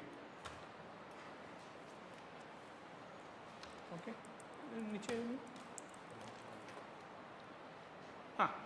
Now this protozoa is another problematic guy. Okay. Blastocystis hominis, Cryptosporidium I typically see, entamoeba, dientamoeba I see, E. coli is very common, entamoeba histolytica we see, then this Candida species, albicans, tropicalis, cruzi, aspergillus fumigatus, things like that. So this is lot of information which can be very, very potent for us to solve the problem. Now, usually we, in the microbiome report, we see what is missing. It's okay to know what is missing, but more than that, what is the infection? And you have your Chat GPT, you have your Google, understand which herb is more potent for these infections. Is it, if somebody has streptococcus infection, oregano is a good one. Okay, so somebody has Cryptosporidium, maybe neem oil is a good one. So I want you to build your own protocols based on which infection, and web will have a lot of data. You need to know what problem is there, and you make your one protocol. Let's say 1 month antimicrobial protocol you have to do. 1 week something, another week something, another week something, and a high dose, and you retest. Is it gone or not? Is the patient feeling better or not? So that you validate your protocols, what you make. One, of course, the protocols that are given to us by other practitioners, what they have experienced. But now you have to understand it's working or not, you retest, test, patient is, and if something is failing, then you build your own protocols. Dr. Jacob is building his own protocols depending on, he's using the Ayurveda as one of his base.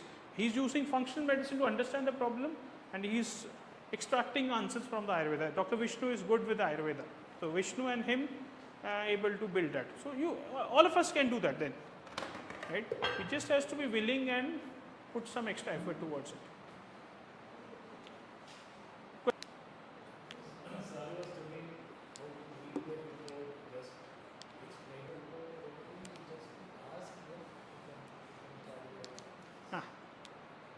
Now we have created a WhatsApp group, all of you there. We have shared some reading material. Take your time, go through the documents. ask you questions, and when you start dealing with tough cases, see the cases you can solve, you don't have to ask anybody. It's good. Only 20% cases where you may not may need some extra, those cases use the WhatsApp group. Tell me what is the patient problem, tell me what are the test findings, and tell me what is your assessment, and then I may tell you what more we can do if still what we are doing is not enough. What more we can do on that. So this is meant for tough cases where and it will teach us a lot. More than books, the cases will teach. Tough cases will teach us a lot. Well, questions, thoughts, comments? Anything? Silly, stupid, doesn't matter.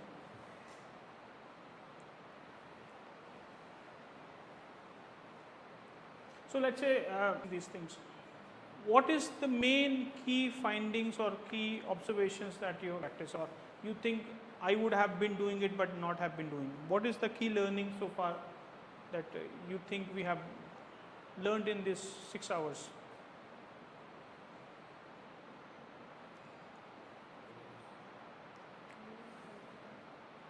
Oh, nobody is judging anybody, okay? Anything, yeah.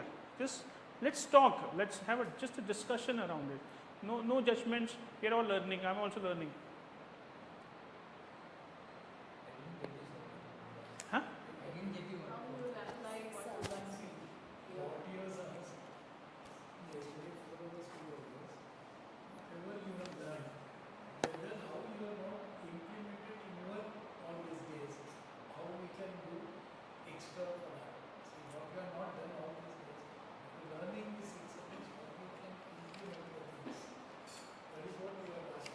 So what conclusion you have made that now tomorrow in Monday OPD I'll start doing this part that I learned which is relevant for my practice, and I will start putting into my practice from Monday morning.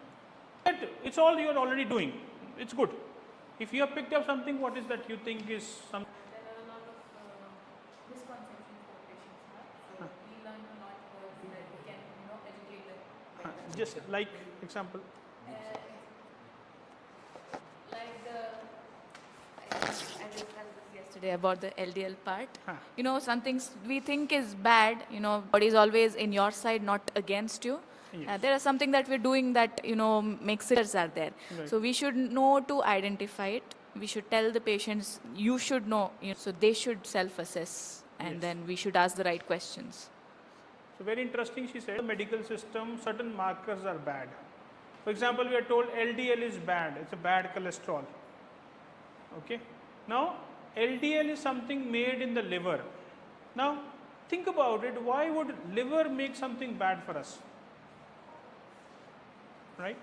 If LDL is made in the liver, why will the liver make something bad for us? Okay. So, not everything that is told to us may be right. Okay. If somebody tells us triglycerides are bad, now triglycerides is a fuel to the immune system. Okay. If somebody having a chronic infection and there's an immune trigger, body will release more triglycerides to fuel the immune cells.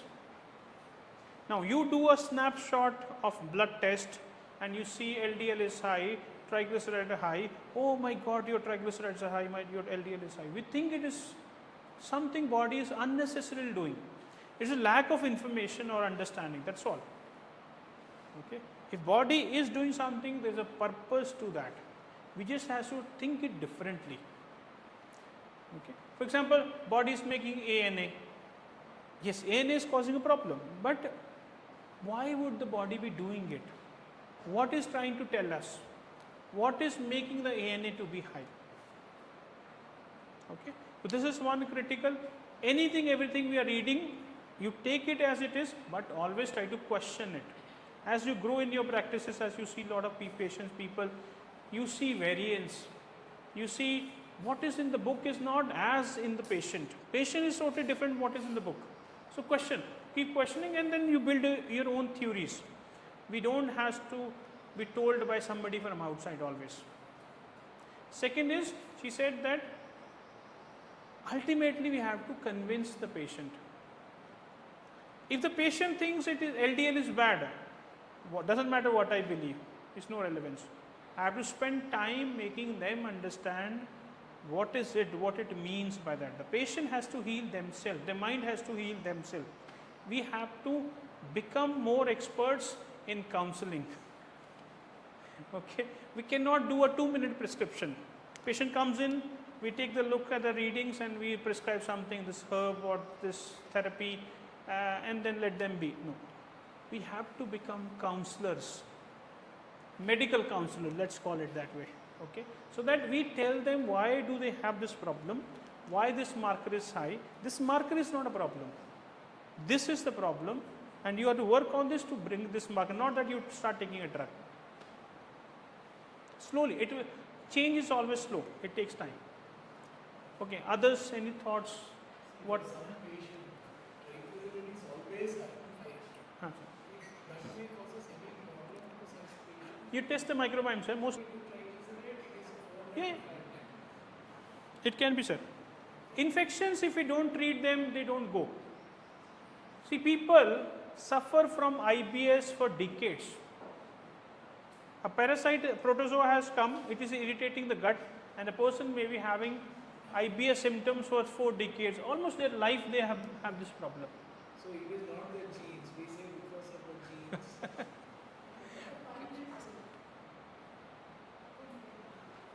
The genes may have some predisposition, sir. Until I figure out other reasons, I will not blame the genes. If I don't find anything, then probably this is my failure to figure out answer. But triglycerides are a fuel to the immune cells. Triglycerides are a fuel to the cardiomyocytes also. The muscles of the heart, the fuel supply is through triglycerides. And the cardiologist will say your triglyceride high. The fuel is the triglyceride. So such an important thing. Then statins they are giving now Huh. to reduce the triglycerides. Huh. So it is like he's telling is not reducing the triglycerides. So how much time we should take the? See, if you take statin for 3 months, after taking that also the triglyceride is So same. that some genotyping, phenotyping, few of the categories of people who have high, that is normal for them. That is normal for the Yes. triglyceride. Yes, whatever we do, it is the same. Same. For example, in if you consider ultramarathon runs like 50-60 kilometers, their normal HbA1c will come around 8 or 9. The normal sugar is 250-300. Because the physiological adaptation has done by the body. We cannot consider them as like normal. It is reference. Yeah, correct. Genetically, triglycerides in few high. Genetically possible, it is normal for them. We don't have to worry much. And if you even have seen 1080, 1100.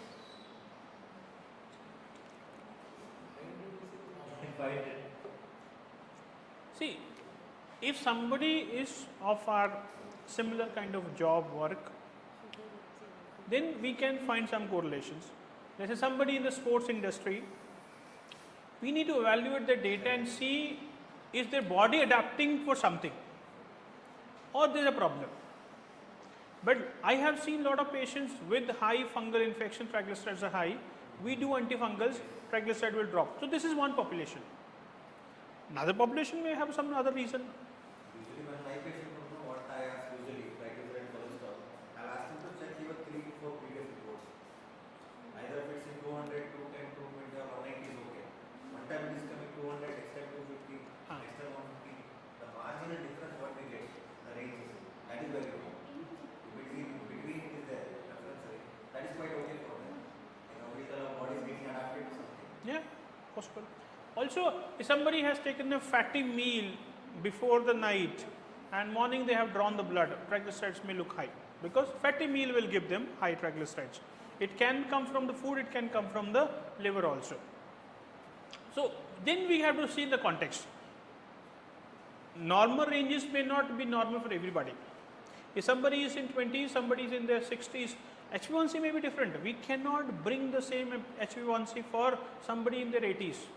The metabolism is far more different. It's very slow down. HbA1c for a child should be around 5 or less than 5. HbA1c for an adult should be around 5.2. But as we age, as metabolism is slowing down, it may increase to some level, it's fine. As long as systems are working okay, we don't have to worry.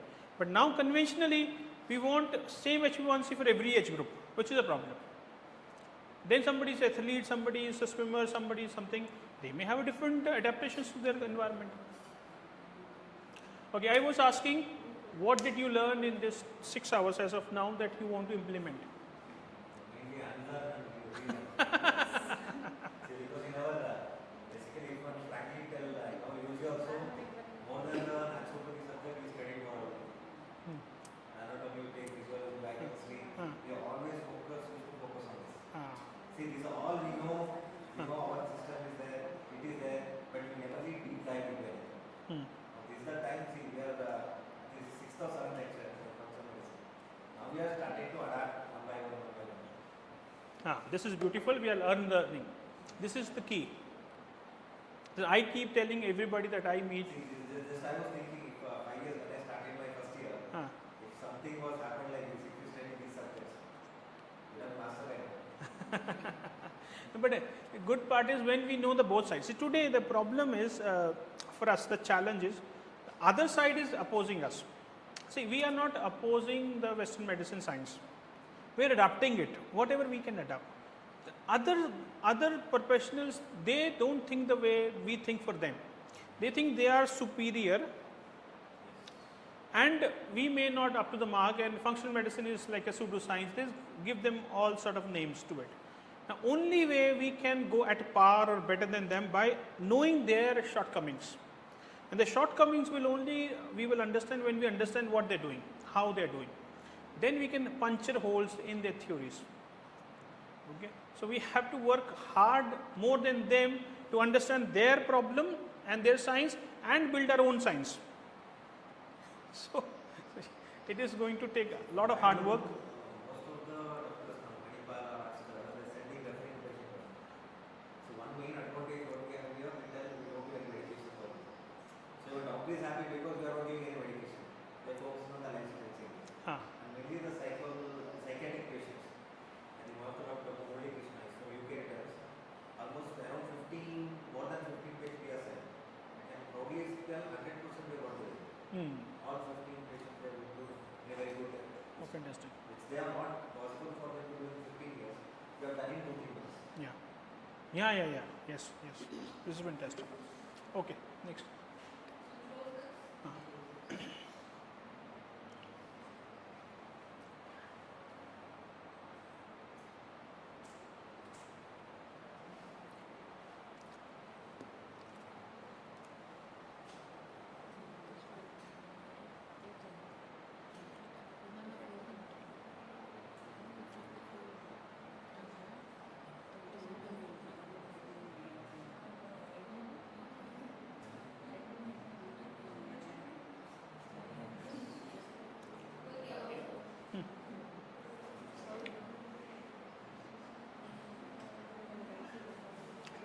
So, any questions on this one? If you have to solve SIBO, this is the basics that you look at. Improve the basics. Okay. Improve the stomach acid. You can use apple cider. Apple cider vinegar only challenge is it is fermented. In some cases, with less SIBO, less problems, apple cider vinegar is good to go. But if SIBO is severe, then apple cider vinegar may cause reactions.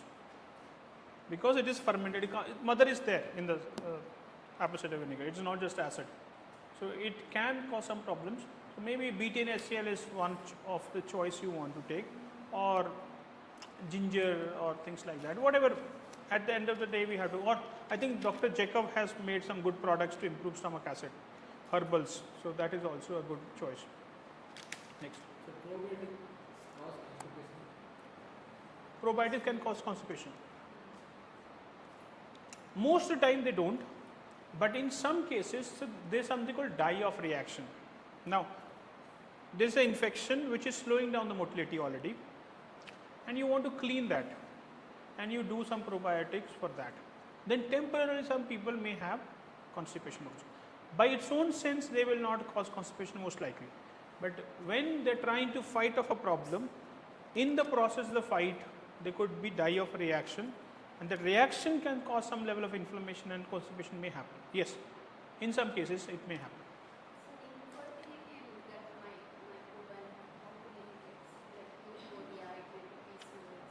Yeah. So let's say one of the problem with fertility is the mitochondria. We call it insulin resistance, right? Insulin resistance means mitochondria is not working okay. So this is, microbiome is bad, it is producing toxins which is killing the mitochondria. So you clean the microbiome, mitochondria gets better, resistance of insulin gets better. One way to look at it. Second way is typically with females with infertility, estrogen dominance is there. Estrogen is heavy. Now, fungal infections can make a metabolome which can mimic like estrogen. So they don't have a natural estrogen so much high, but they have infections which are making certain things which are similar to estrogen. So that will also inhibit their periods. Then insulin resistance plus resistance of insulin will together will cause the problem. So you clean the gut, the metabolism gets better, inflammation gets better, liver clearance of the estrogen gets better, liver toxins, toxins from the microbiome metabolome will get better, and the female start becoming fertile.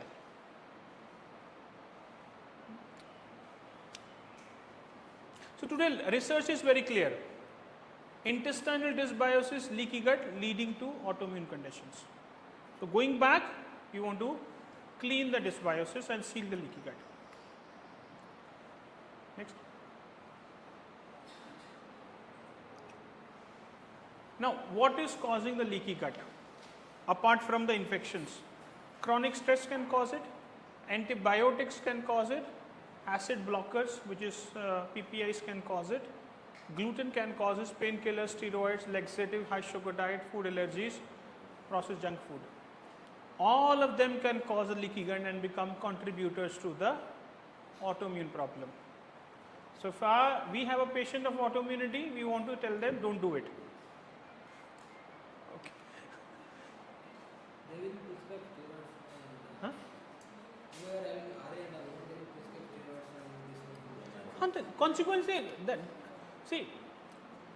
Okay, now. already they will be having Huh. leaky gut, as you have said. Yes, yes. So against steroids, again the problem will worsen. Now, for an allopath, it's a 2-minute prescription. You go in, you have your RA positive. He don't want to look at why you have this problem. His only goal, whole and sole goal is to, can I reduce your symptoms? That is why we call it emergency medicine. He don't want to, what is a microbiome and all that. It's too complicated, and 2 minutes you cannot do it. So either start with steroids, then eventually they move you to the DMRDs, which are disease modifying drugs they call it. I don't know what it means by that, but methotrexate is one of them, things like that, which is quite poisonous to the body. Now, temporarily you have reduced the inflammatory triggers temporarily. But because immune system is already compromised of that patient, long-standing methotrexate or steroid will grow more infections in the body. Now this patient will still progress into the problem. Short term they have a symptomatic relief. The disease is still going at a pace, maybe the disease is moving at a faster pace after that. Then they say, today I start with methotrexate or steroids, then they say, let me start you with biologics. Now this is not working anymore because disease has progressed. My first level of drugs is not second and third. After then say, deal with it. This is your problem. What do I do? When you are taking steroids with functional medicine, is there any drug interaction with the Not really. Not really. We want to reduce that slowly. As the patient gets better, we want to reduce it. But we don't see a problem. We don't use anything similar or anything which is counteracting with steroids. We only see, they are suppressing the immune system. We are removing the triggers of the immune system. Now the trigger will go away, immune reactions will automatically come down. then we can ask the patient to go to doctor and reduce the drug. When these people will be taking steroids, they will be having gastric issue. Huh. So when they are giving functional, we have to add for the gastric also and Correct, correct. We have to do extra work. if they gave total this one antacids again anything. Sorry? If they gave with antacids with the steroids, Huh. when we are giving functional medicine for gastric and as well as RA. Okay, now it's a beginning of a patient. Patient is on antacids. Gastritis is not yet there. And when I am treating them, I say put it off. And I give them betaine HCl. The symptoms are resolved. That's it. But if a patient is with a long standing gastritis, the stomach lining is broken, then the little acid is a problem to them. And because they have been long standing taking antacids, if they stop at once, the acid production will increase to some extent and they will feel a burn. Then we have to heal this stomach lining. Carnosine is something we can use, glutamine we can use. So first you fill in those lining, then you slowly reduce the antacids and you use other digestive enzymes, carb digesting enzyme, protein digesting enzyme. You don't do betaine HCl, you don't do apple cider vinegar. As the healing will happen, you're using other digestive enzymes which are not going to burn their stomach. You reduce the stomach antacid slowly, then you increase the stomach acid as the lining gets better. So this we have to just play with it. There's no easy way. See, that's why our job is more tougher. We have to put extra efforts to undo the damage which is done by the conventional treatments. Now, it is okay for an emergency use. Somebody is in a tremendous pain. It's okay to take a painkiller for a few days, no problem. But I cannot, for sanity purpose, cannot say somebody you have to be on the painkiller for throughout your life. I am only 42 years, might have 30 years left for me. If a doctor tells me you have to 30 years painkillers, it's not a good thing.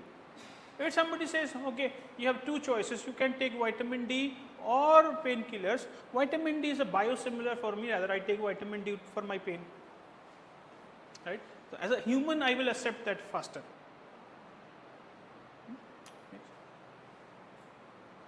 Now, symptoms, an autoimmune patient having high markers, then you want to look at gut is a problem.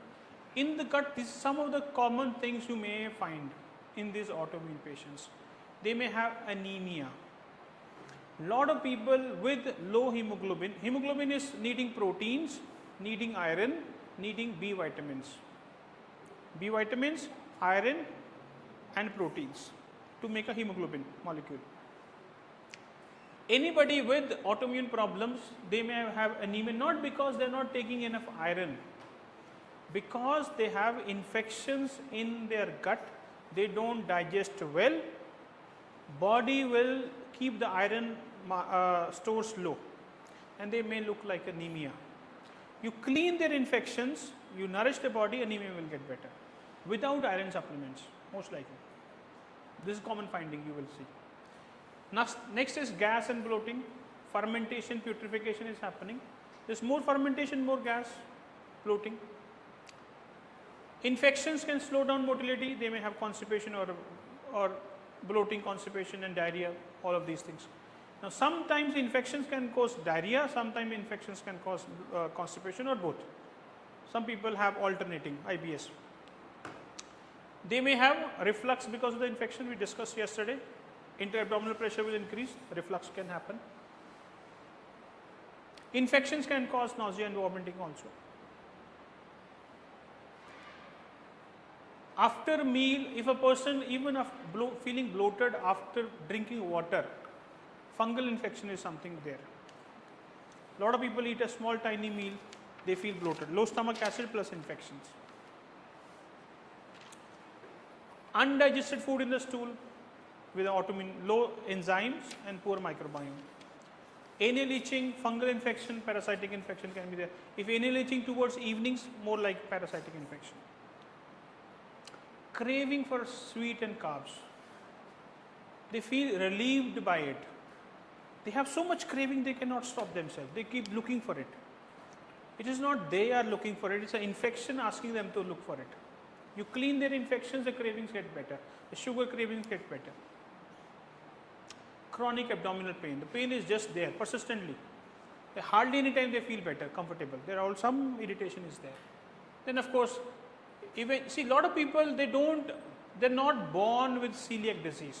Even though celiac is a genetic problem to gluten sensitivity to, but large part of it is triggered by microbiome.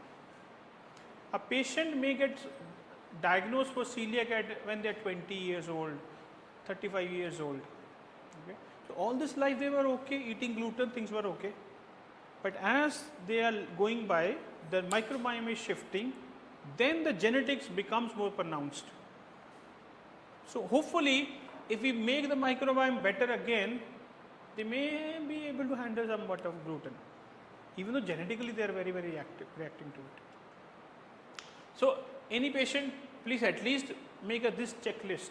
If your patient is having autoimmune problem or any problem, you want to look at these basic symptoms. If they have these symptoms, something is wrong, and you can take some action. Next.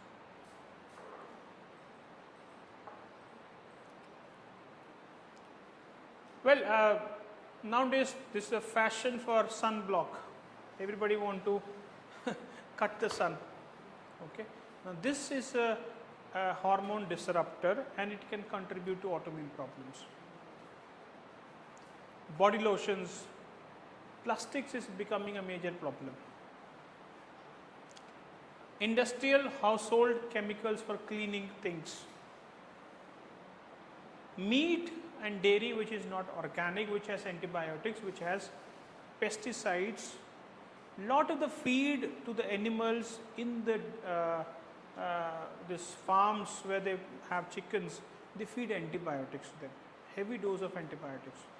So the poor chicken is just looking big because hormones and antibiotics. They don't have the juice really. I don't know what it means, but I'm a vegetarian, but telling you. Okay. And lot of time people undergo hormone replacement therapy, okay, which is not bioidentical. Let's say progesterone is given, but progesterone is not natural progesterone, it's something similar molecule. So anything, I'm trying to tell you that anything we put into body which is not biosimilar, which is different chemically, immune system want to fight it out, body want to fight it out. So this may become few reasons somebody may develop autoimmune problem after doing this at some point of the time. Sir, what is that we can do as practitioners? We have to make the liver better so that liver can excrete these things out. Sir, some questions asked in channel also. Huh. Later we can. Yes? Now we can. Yeah.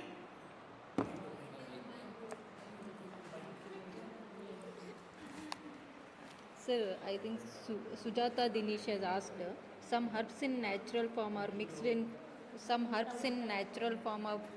food preparation can be supplement. Some herbs? Some herbs in natural form are mixed in food preparation can be a supplement. Well, to my mind, supplement means what is missing in the body. Is amino acid missing? Is B vitamins missing? So a herb containing amino acids, may we call it a supplement. But otherwise it is just a herb. Why do we have to call it a supplement? It's a herb and it has its own therapeutic properties, and let's call it that way. Ruhi? So this is another one. Aluminium has increased the autoimmune levels to a next level. We were told aluminium is easy to clean, and we have been cooking into aluminiums, and aluminium has been giving us a lot of aluminium to our system. A lot of people developing early dementias, Parkinsonism. Aluminium is one play. Non-stick, easy to cook, doesn't stick to our dosas don't stick, but we end up eating the whole coating. And imagine immune system and body is not tuned for these metals to be in there. Okay. Now when body don't know how to process that, body don't know how to remove that, it start depositing into soft tissues. So a lot of the lead will be there in the brain, in the bones, lot of the lead will be in the soft tissues. So these metals, these chemicals which body cannot produce, they go settle in different parts of the system. And for immune system is still a foreign thing.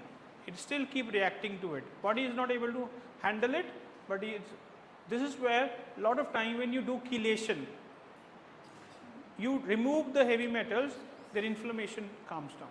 Because immune system has, why would it fight?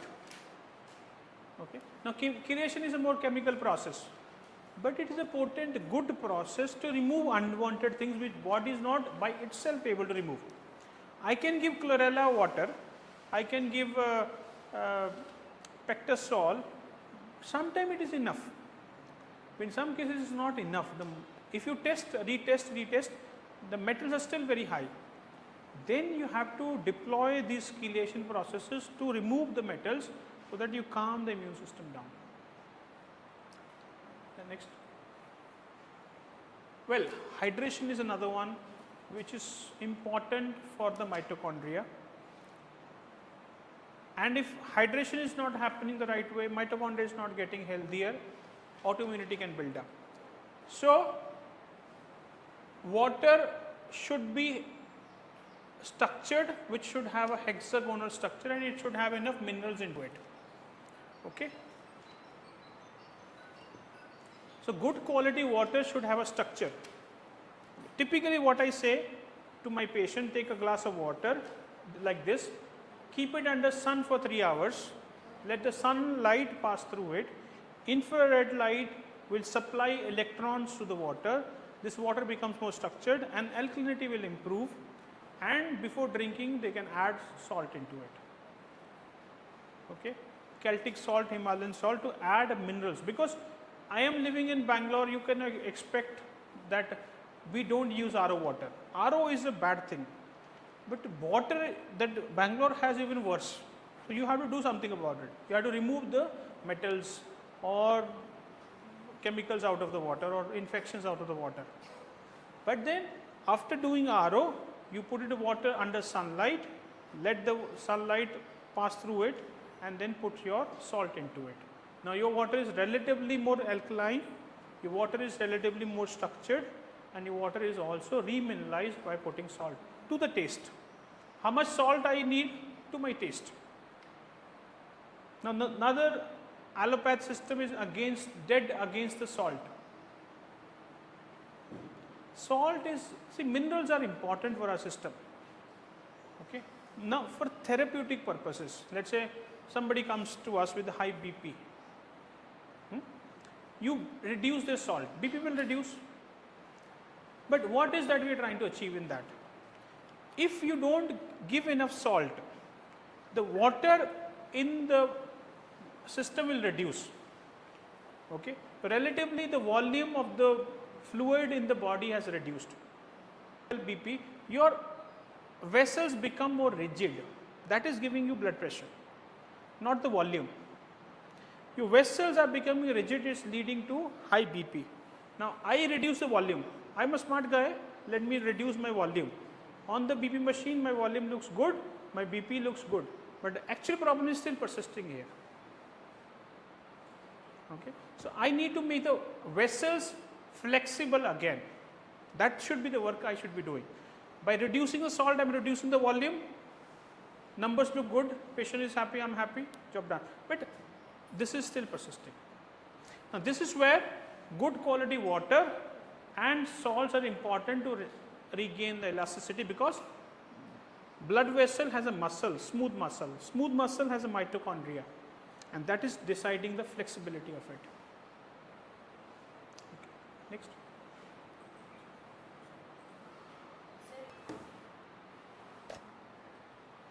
Sir, here in GI disruptors, you just mentioned now, sir, aluminum, if we are using it, might lead for chronic neurodegenerative diseases or something like that. So which one we should suggest patient to do, on which vessels they can do it is better for cooking? Iron vessels. Huh? Iron vessels is fine. Iron is fine. IT steel, I think there is a both opinions. Some naturopaths saying steel is not good. Only thing with that also quality, good quality mud. So safer option is iron vessels. Therapy you were talking about. Yes. Supplement or medicine you have been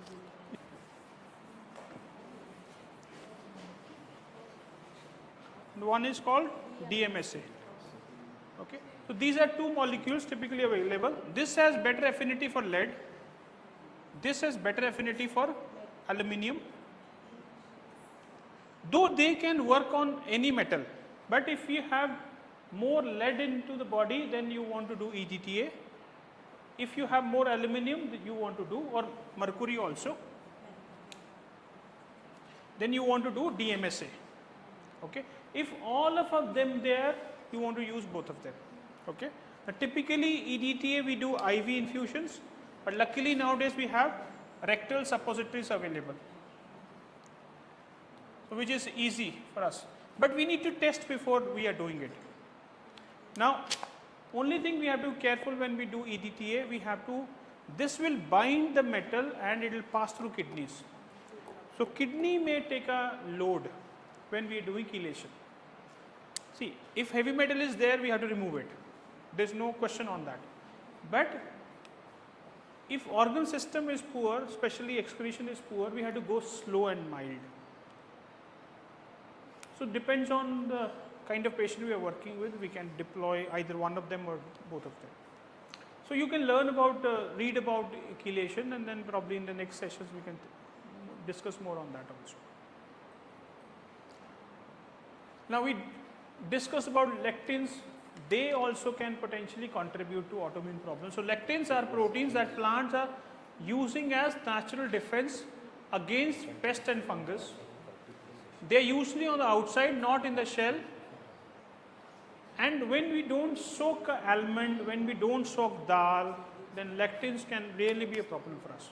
So soaking and cooking some of these things will reduce the lectin load, phytic acid load, and relatively less of a problem. But then in some cases, some dals are still a problem because the digestive capabilities of the intestines are already weak. Some of us can still handle, but good practice, any grain, soak it overnight and cook it. Dal, soak it overnight and cook it. Okay. And this is something called one family called nightshade family. Tomatoes, potatoes, eggplants, they can also become a major contributor to autoimmune problem. Some people may be reacting to potatoes also. Some people may be reacting to tomatoes also. So then if they are reacting to it, we have to put it off. Now, one part is that, second is tomatoes are coming genetically modified. That even makes it more difficult for immune system to digest. So always try to use nati varieties. Okay, next. Gluten, we have been saying, is a major contributor to autoimmune problems. Okay. Anybody with established autoimmune problem or a high inflammatory state, they don't have an established autoimmune diagnosis. Let's say, doctor is saying, oh, it is looking like rheumatoid, but it's still not happened. Now, we don't want it to happen. Keep the gluten off. So, most of the autoimmune problems, one of the stressor is gluten, and wheat has it, sometimes barley also has it. Okay. So, it depends on your patient. If your patient takes gluten and they feel bad, you know it's a problem. If they take barley, they feel bad, you know it's a problem. So, sometimes clinical assessment will give you a lot of clues. If we don't test them, ask the questions. Okay, next. Again, on the molecular mimicry, both in terms of the food particles and infections. Infection cell wall may look like human tissue which is infecting our system. Immune system may want to eradicate it, or food particles which are looking like human tissues, antibodies are produced against it. So one of the major contributor to autoimmune rise is mimicry, molecular mimicry. It's a well established concept, probably you can read about it on this molecular mimicry and what are the we can do to fix it. Very, very well established, but still for some reason allopaths are not picking up. I mean, a lot of the research are in trying to pick up the research. Next. So when you want to look at their GI stress, you want to look at their infections, inflammation, toxins, hormones, nutrition, microbiome. So typically you want to assess these parameters for your patient if they are sick for a long period, either autoimmune problem or otherwise sick for a long period. You don't want to miss things. More data you have, better possibilities we can explore. Nothing is a silver bullet, but still more data. Sometimes a patient comes to me with the infertility and I'm looking at the microbiome. The patient say, why do you want so much data? Why do you want to burn my money? Now, if they go to an infertility center, anyways, every cycle they have to spend 5 lakh rupees. If I spend 15,000 rupees here, I can fix their problem. It's better now for them also and they get an easy fertility. So sometimes people may end up burning a lot of money and initially resisting to burn some money on their test. So as practitioners of wellness, we want to educate them why I am doing what I am doing. Next. So again, eat for the good expression, gene expression. Gluten can be a problem. Now dairy can be a problem. Eggs may be a problem, may not be a problem, always. Some people may react to eggs, some may not. So if a person can able to eat eggs, fantastic. But if you see a reaction, you put it off. Sugar is a problem, processed food a problem, junk food, alcohol is a problem. And instead use organic produce, berries, veggies, fermented foods. Fermented foods is a caveat. We want to use fermented foods only people who are not so unwell. If a person comes to you with very long standing sickness, home fermented foods you want to be careful because it can feed infections. Good fat, avocados, coconut oil. Now basic anti-inflammatory herbs, turmeric, cumin, fennel, parsley, cinnamon, cardamom, ginger, garlic, they may be very, very potent. But sometimes you have to go beyond that also, depends on the case to case.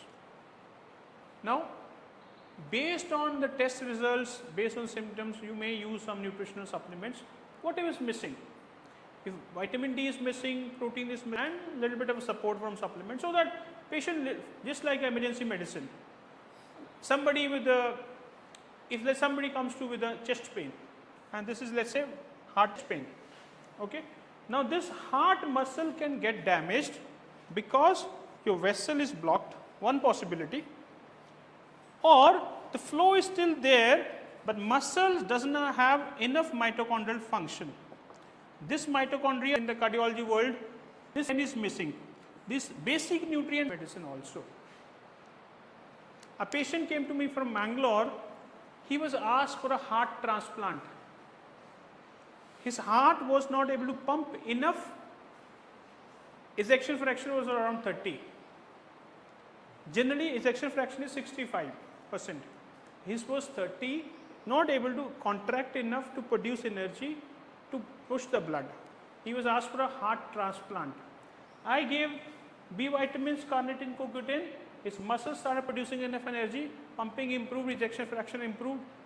He don't need a transplant anymore. Sometimes these nutrients can help you in emergency medicine also, as very, very simple things, but can be very, very potent. So infections is a key problem. You can use your herbs to reduce infection load and then supply healthy microbes either through, when the problem is chronic, you want to use specific strains of the probiotics. When less problems are there, you can use fermented foods also. Next. Yeah. So there is a myth around the consumption of in the sense it's told there is so much fat in it, so then cut down. But in the sense of the influence or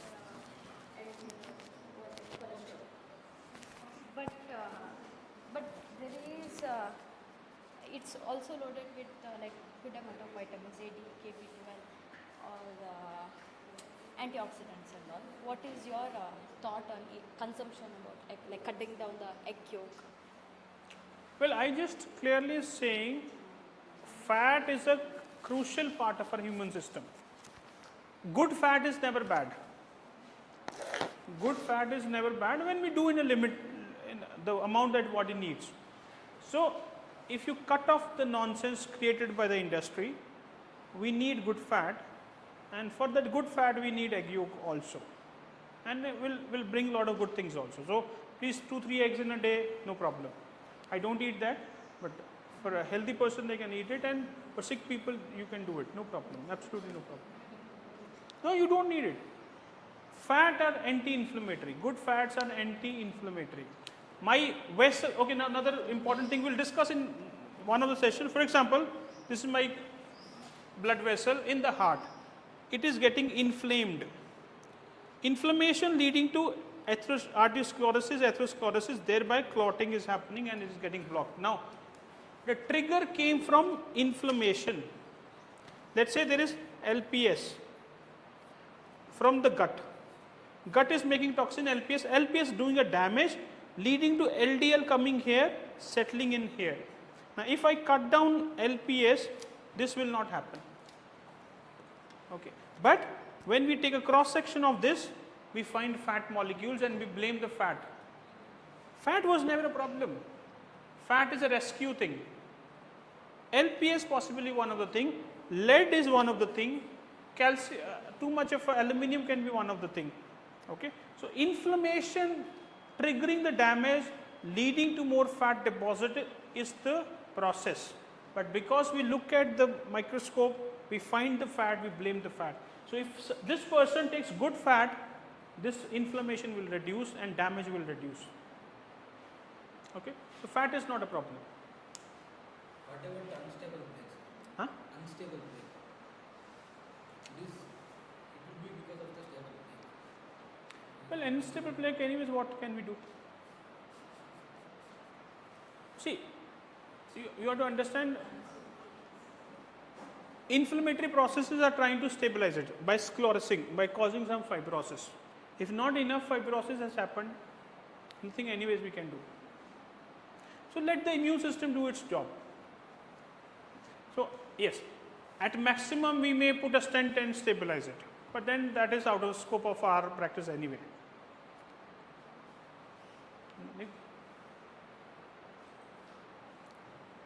But I think prebiotic foods is one critical thing that you want to take away. Any person with more infections, they may not handle prebiotics also. Fiber can be a problem. So, on those cases, we typically go sweet potato, suron, cabbage, watermelon. These are all the sources of a good fiber. And good fiber means to make use of different kind of prebiotics. I think your meals are already having a lot of good fiber already. So, but only thing is probiotic you want to be doing in limited people where they may not react. So, probably I have talked to Sarish sir. We will create a list of sort of symptoms. If a patient has those symptoms, we want to limit the probiotic foods. Otherwise, we can give them a limited amount. So, we will create some protocol around it.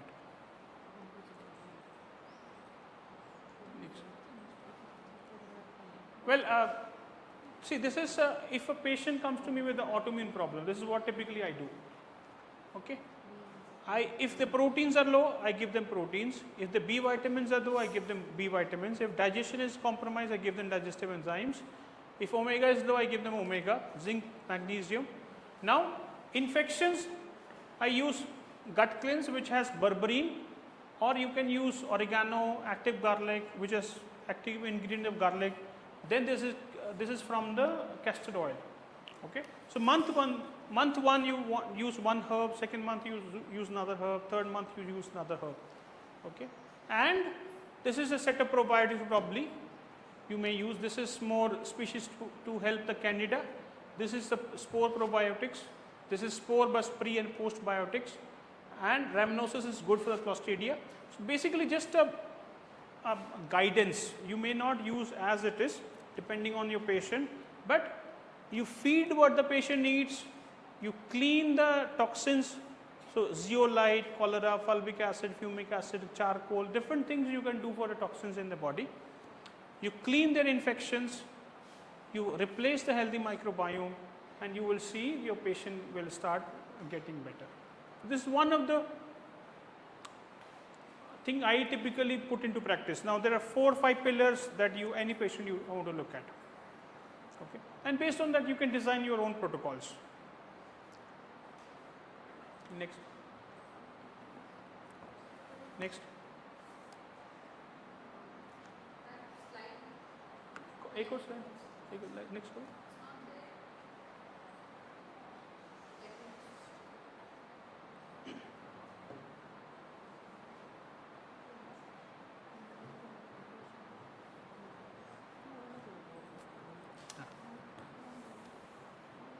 So finally, this is the last slide, and we can spend more time on if you have case studies, we can look at that. Now, what is that we are trying to achieve as a FM practitioner or naturopath? We want to improve the mitochondria. Okay, we want to improve the organ function reserve, improve gut health, improve liver health, improve thyroid health, improve immune health, brain, kidney. Wherever the system is weak, you want to support the system and make it better. Improve the microbiome diversity by feeding prebiotics, more fiber. Improve nutrition in the body.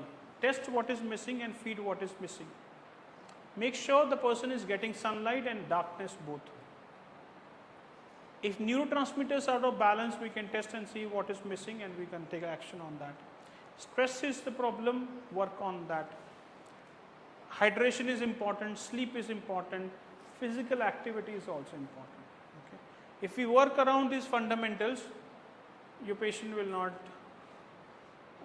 keep sick, they will come out of it little by little.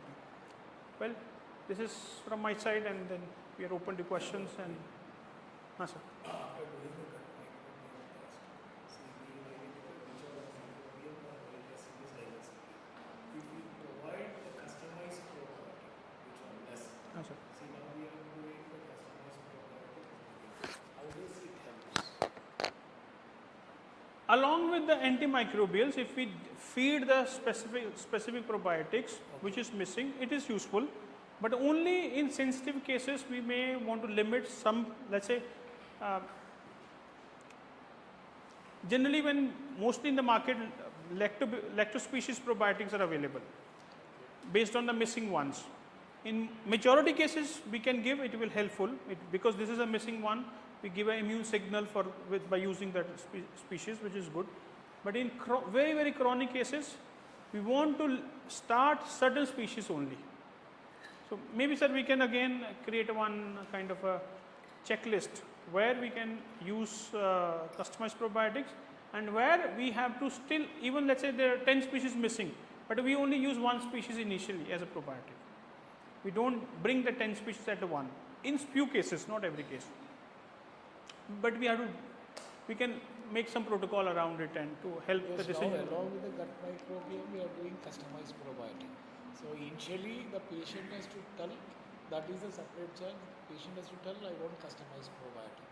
What we do, as the report take 10 days, meantime we will see which are the bacteria are less, and along with the report, we can give the customized probiotic to the patient. See, probiotic is different, and symbiotic is a mixture of pro and prebiotic. It's a mixture. See, what will happen, sometime we will take probiotic, we don't take prebiotic. So, symbiotic is a mixture of pro and prebiotic. Is there any specific bacteria for the probiotic extracting? Is there any prebiotic specific for the same bacteria? Sorry? So, how we are specifying the bacteria, the probiotic extraction? Is there any specific prebiotic for this bacteria allows only this kind of bacteria?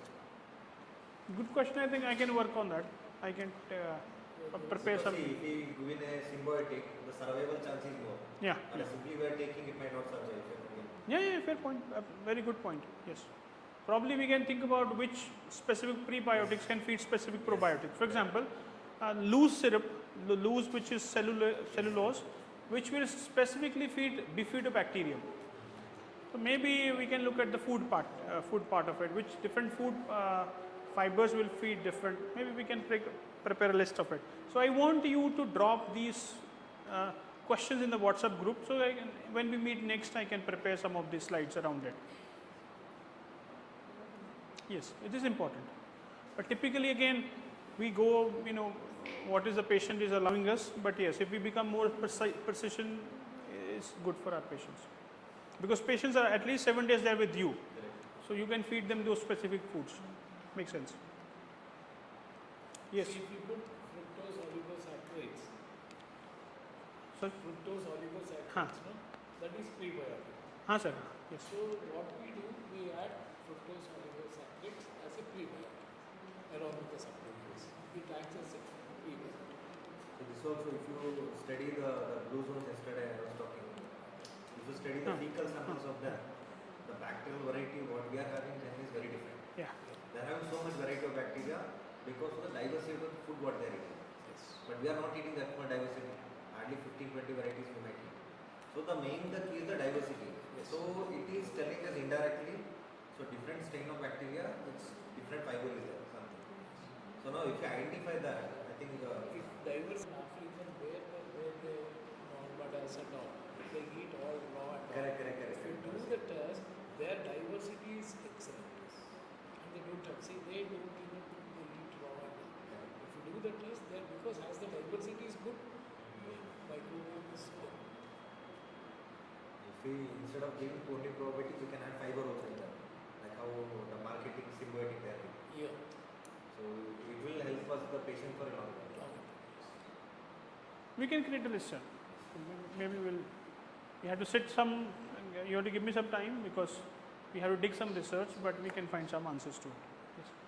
Well, questions so far, comments, thoughts?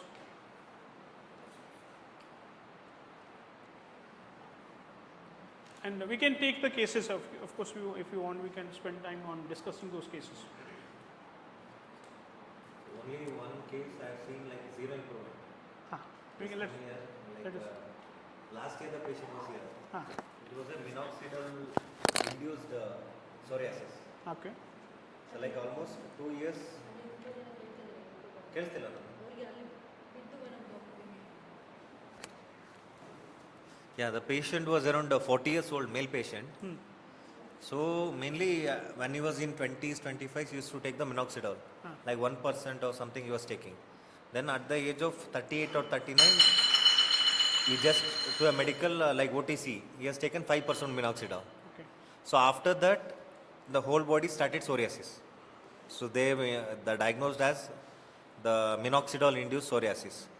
Now whatever the therapy is possible from the allopathy, Ayurveda I have been, 15 days he have spent, he was here, it was there. But every day like at least 10 to 15 gram of skin used to shed. Sometimes he scratch, the bleeding will come, like every day. This much of skin used to show when we go. Like last week also called, like he want to come like OPD. But we know he just want to do like oil application, he'll do, he'll stay like that. But there is nothing we are seeing improvement with anything. Now how can we approach like any drug induced kind of autoimmune conditions? Well, I want to have, do we have some test for him, this guy? What sir? Some test? The medical test, yes, I think I have to search, but it is there. So, generally drugs will induce immune reactions, but it's not until the body has been depositing these chemicals in the system, generally they get flushed out most of the time. Let's say he was taking a higher dose, then probably we have to do more liver flushes. Liver congestion is one of the reasons that the patient may not be able to flush out what is persistent chemical in the body. So we typically, this process called castor oil, liver flush, where we use olive oil with the orange juice and all that. We make them drink a lot of castor oil. That in Ayurveda, what they call the Grutapana, they call. Okay. Like first day 30 ml, second day Ah, 60. yeah. Like that, almost 21 days he took for 2-3 times. We done it already. Yeah, after that also he is done, he is on a lot of probiotics, prebiotics, supplements. Whatever is possible, everything is taking.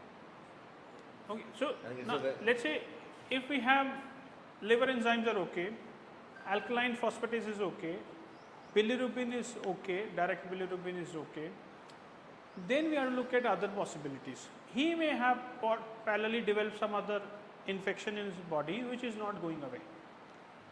Then we may need to do a microbiome testing. Psoriasis, one of the key problem is fungal infection. And these can be resistant infections and they don't easily go. So sometimes we have to use pharmaceuticals specific to that. So for this case, we need little more data to understand what is still missing in the body.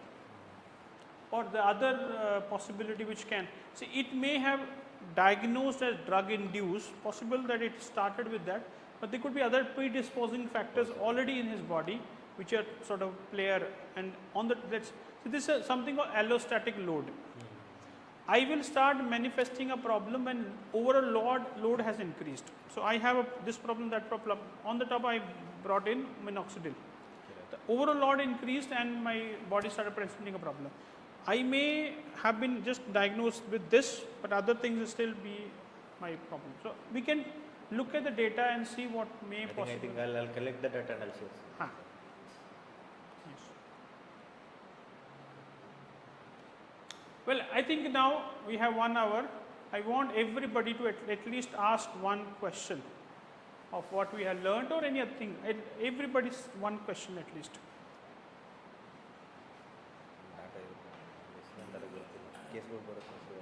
Anything? Yes. What's your thought on green-free diet? Like Like, example.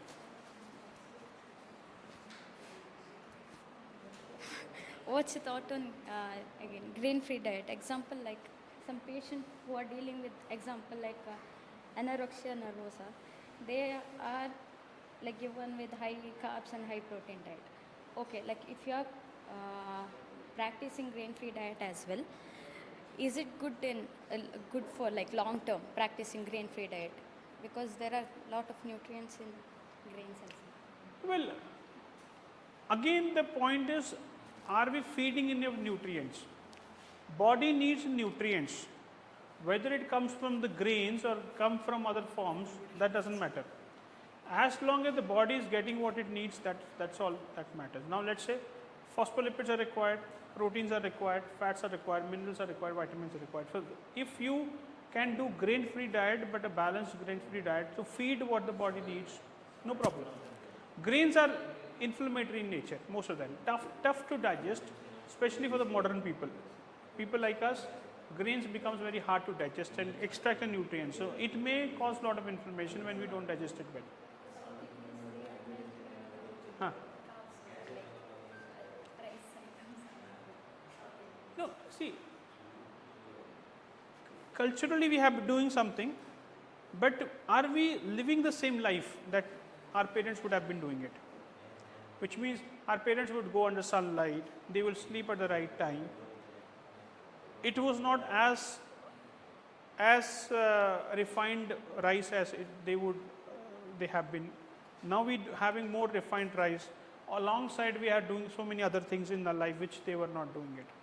So even though traditionally we were doing certain things which were very healthier for that period of time, the same things are still applicable today because our lives have changed pretty much.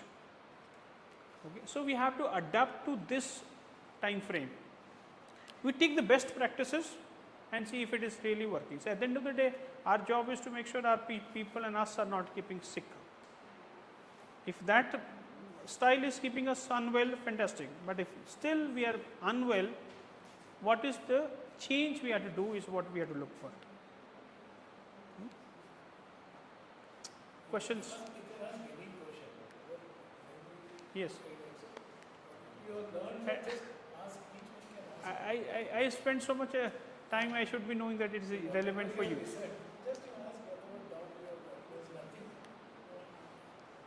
Anything, don't worry, there's no judgment at all.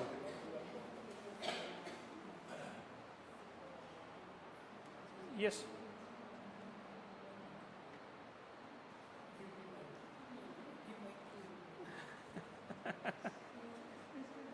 Yes.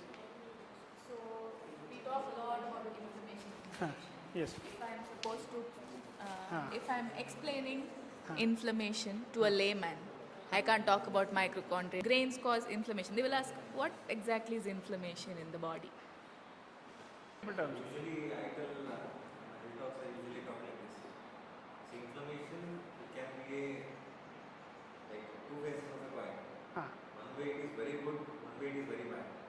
For example, what I give an example injury. Hmm. Like when you are doing anything, just imagine you fell down. What happens generally, the injury will happen. Then the abrasion of the skin is happening. Then the bleeding is there, the swelling is there. So normally what happens after 1 or 2 hours, the bleeding is stopped. So then after that, the redness will be there, the pain will be there. Within 1 day, the scar tissue will happen. Within a week, the scar tissue is fall off. This is a not natural process, how it is happening in the body. So this one what we call as acute inflammation. So temporary time is happening, the bleeding or blood circulation, pain, it is a protective mechanism for the body. Now just imagine the scene 2 now. We fell down from anywhere, the bleeding is happening, but the bleeding is not stopping now. Now what is happening in the first it became protective. The second the bleeding continues for a long time, which is not doing any protection to you. That's why chronic inflammation is always bad. The acute is on the other side, contrary, it is protective. That's why in fever or any conditions, we see why the ESR will elevate, a CRP will elevate, that is a normal process. Our body is trying to remove it out. But the same continues for a long time. It is masking your immune system. So the chronic markers will elevate, that will lead to the multiple things. Is how you Okay.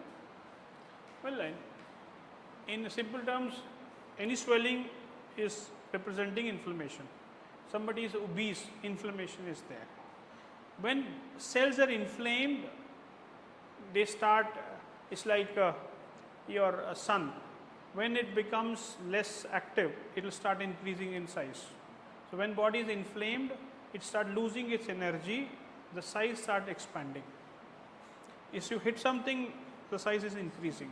And one part is a repair process, but long standing, it start expanding. So a lot of the weight that people are gaining is inflammation is one of the reason. How to more simplify, I don't know. Because it's a common thing. Everyone Yeah, knows yeah, the yeah. word inflammation, but What it is. Yeah. So now here from Shemuna we get mainly 3 category of patients. Ah. Like one is preventive care you call. Ah. 30 to 35 patients they come for. They don't have any health condition. Yeah. Secondly, the curative like diabetes and Ah. all the conditions. The third is rehab. Ah. Rehab is okay, we do that part. Now curative we are doing somehow. Now somebody comes to like preventive care. Ah. They know their lifestyle is not good, their food Yeah. habits is not good, Yeah. the sleep pattern is not good.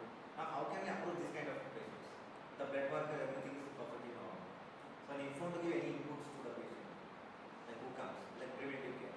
Like what all the regulation and all we mentioned. Like what are the general processes we can fix into place. Let's say there are people who come to us, we call it now this fancy term longevity science. Yes. What do we mean by that? I want to improve keeping my mitochondria more intact. Mitochondria has to continuously working for me. Now, I don't have a problem today, but I want to ensure my mitochondria keeps healthy so that I attain my longevity, whatever that means. Now, same process I will do. I will test their nutrients, I will test their microbiome, I will test their toxic metals, I will test their organ function, okay. I will test their metabolic function, which is mitochondrial function, which is organic acid. So wherever the challenges I find, if vitamin D is low, amino acids are low, B vitamins are low. Now, one important thing we have to understand when we are doing with the longevity science, we want to maintain the nutrition at a second to third level of the reference range. For example, vitamin B12, the range is 180 to 950. Approximately somebody is 750, somebody 850. Now, a good range for a metabolically healthy person should be around 650. Now, if it is less than that person that has come to me, which is less than 650, but more than 120, but still low, I want to up B1, B2, 3, 5, 6, 7, 9, 12. So we want to look at the whole spectrum and see what is missing. For example, vitamin D, 30 to 180. If the person needs sunlight, you give them sunlight. If the person needs LDL, now the reports are saying we want 100, less than 100, which is problematic. This is your protection molecule. You are not living in vacuum. You will have toxins, things like that, and liver will make LDL to help repair processes. But a good number is 100 to 120. If it is more than 120, is 130, for example. Now I know LDL is 130, something inflammatory going on in the body. Some bad trigger is there, either from the food or lifestyle, something. Then I want to fix their basics so that this falls down to 120 or less. Okay. So probably you look at the data little more in a tight scenario and try to organize this, slowly try to organize them in a better range so that the person does not come to a problem, hopefully. For example, fasting insulin, 6 to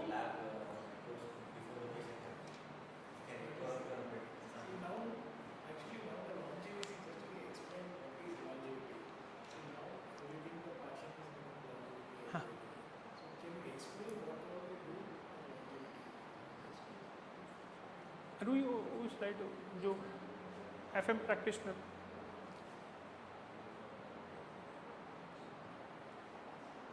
See how step by step will be explained. Because here we want to go for longevity. So for that reason, if you explain this, we will longevity.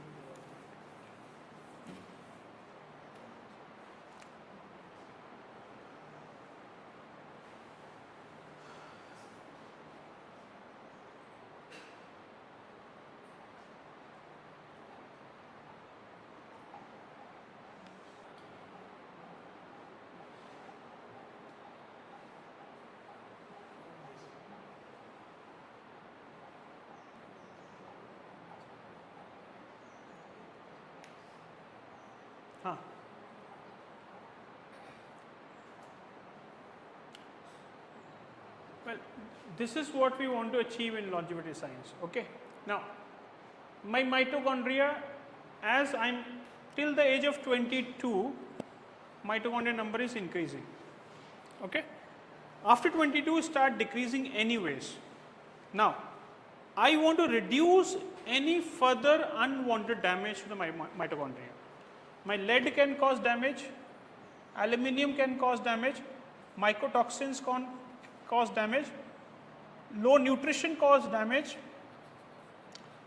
non-native EMF can cause damage, for example. So first goal for my mitochondria to not unnaturally get damaged, I want to look at these basics. After the basics, okay, I want to do regenerative medicine. The mitochondria is peptide called MOTS. This is a molecule that is produced in the mitochondria for its own repair. But as we are aging, the amount of MOTS produced in the mitochondria is reducing. So I can inject MOTS to stimulate my mitochondria repair or growth. Okay. Another one is called SS31. It's another peptide which is for the repair of the mitochondria. After I reduce the basics, which can damage my mitochondria, now I want to uplift myself. I want to look younger for my age. I can use this one. Okay. I can use stem cells coming from the placenta. These stem cells will give me mitochondria for my cells and repair signaling for my body. Okay. Now, for example, we are focusing on improving the organ function. See, why are we dying? Sometimes organ fails. My vessels, they become clogged. My heart fails, my brain fails, my kidney fails, things like that. Now, first is, for example, now, brain, you want to have enough mitochondria.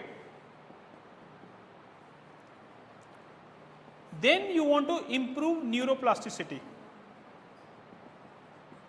After you do the basic stuff, lifestyle, diet, toxin, infection, things like that, you still want to enhance your brain capacity. You want to improve the neuroplasticity. Then you want to use certain molecules which can improve the neuroplasticity of the brain so that my brain can keep healthier for my age. I am 60, but my brain should stem cells in my spinal cord. Okay?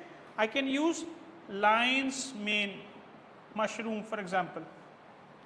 This will increase the BDNF, brain derived growth factors, to improve the neuroplasticity, to improve the health. So same thing we can do in a dementia patient also, by the way.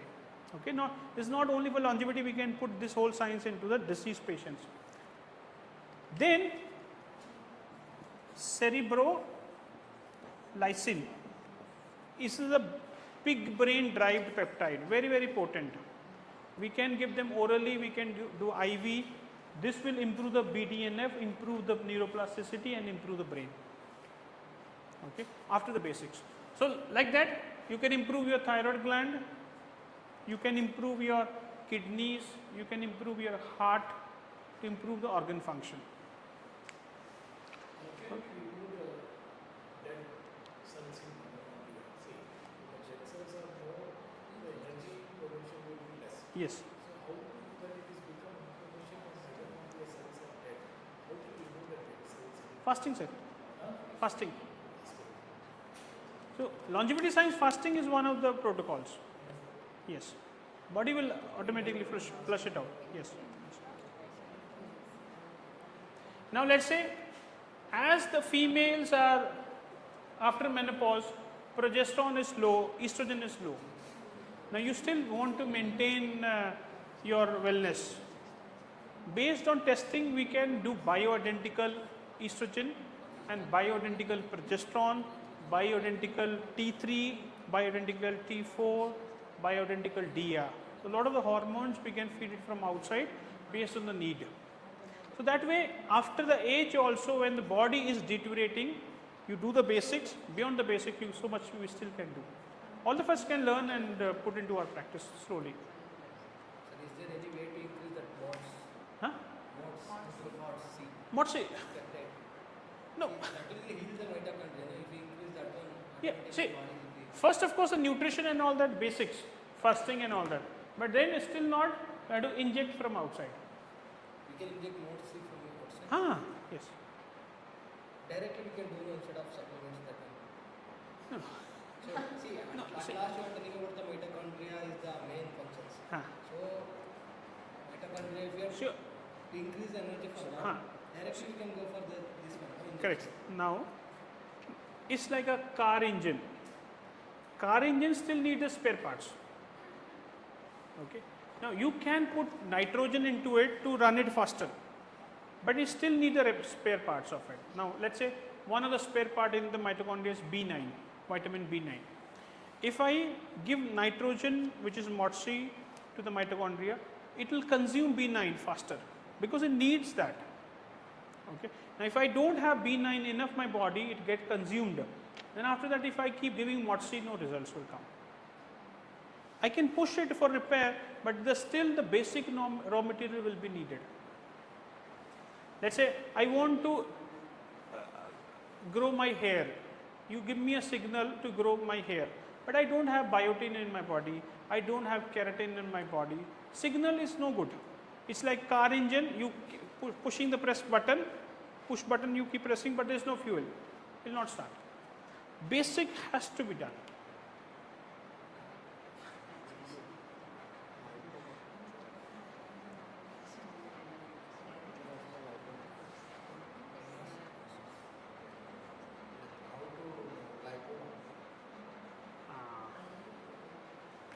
So lot of time, now this is not a very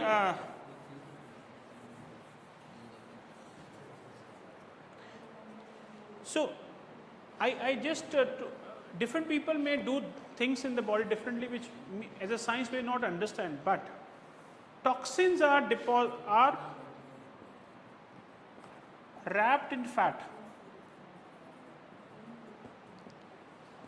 Okay, So body don't want the toxins to be floating in the blood. It will wrap them in fat and put it somewhere. Okay. Lot of people with lipomas will have toxin wrapped into that. If you continuously detox their body, you keep removing their fat toxins out of the body, there may come a time when body will dissolve the lipomas also. Okay. Some people are gathering this way, some people are gathering in some different form. Every body may choose one form or another. We still don't know the science why it is happening that way.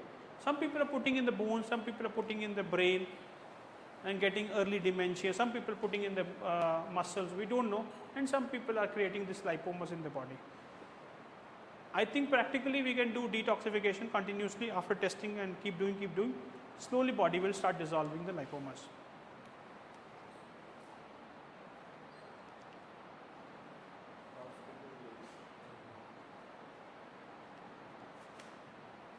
How to manage this seasonal asthmas? Okay.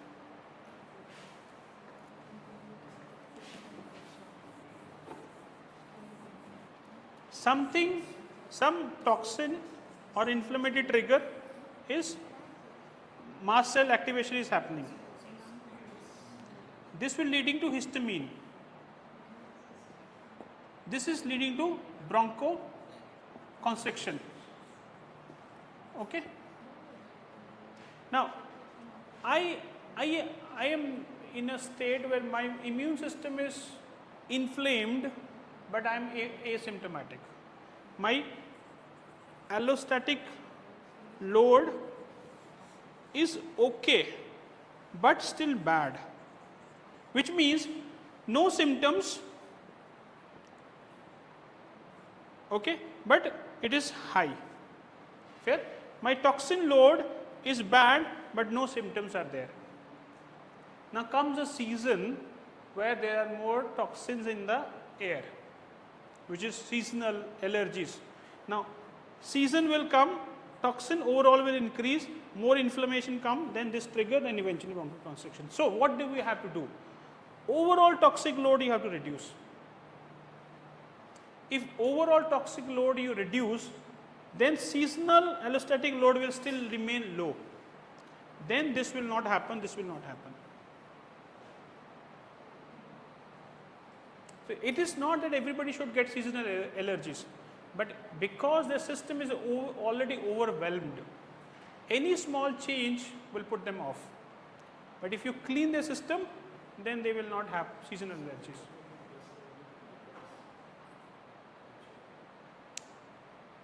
Make sense?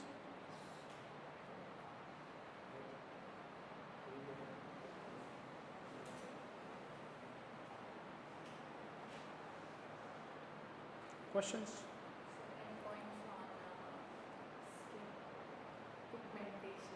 Yeah. Okay. So melasma is a common thing, right? A lot of females has this something called melasma, darkening of the skin, right?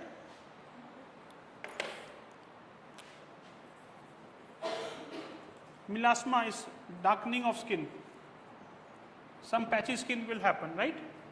Now, one of the thing is there is increased oxidative load, right? There's more toxins in the body, or the diet is so unclean, there's more toxic waste, this can cause more darkening. There can be less antioxidants, like vitamin C, for example, glutathione, for example, CoQ10, for example. These are nutrients the body needs. If the support is less, toxin burden is more, oxidative load is more, then also melasma can happen. Mycotoxins can make it happen. You have fungal infection in the gut, fungal infection making mycotoxins, mycotoxin making oxidative stress, you can have melasma. Your liver is congested, OTPTs are high. Your liver cannot clean the toxins produced in the gut or ingested through the food, oxidative stress will go up, melasma will happen. Same story, okay, same fundamentals. Huh? You can use glutathione topically. You can mix it with, let's say, coconut oil, apply this thing. You can apply vitamin Z topically. Topically, you feel skin will get more cleaner. But it's a systemic problem. Topically, when you do some nutrition, it will feel better. You can actually do some probiotic creams also. I think sir, this, what is it? This Bug Speaks make probiotic creams also now. Probiotic creams also, yes. So the probiotic creams also, they will help the skin. Yeah.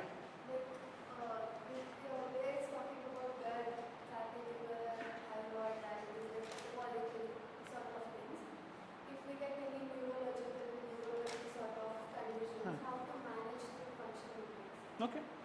What is the problem that we have to manage? Tell me.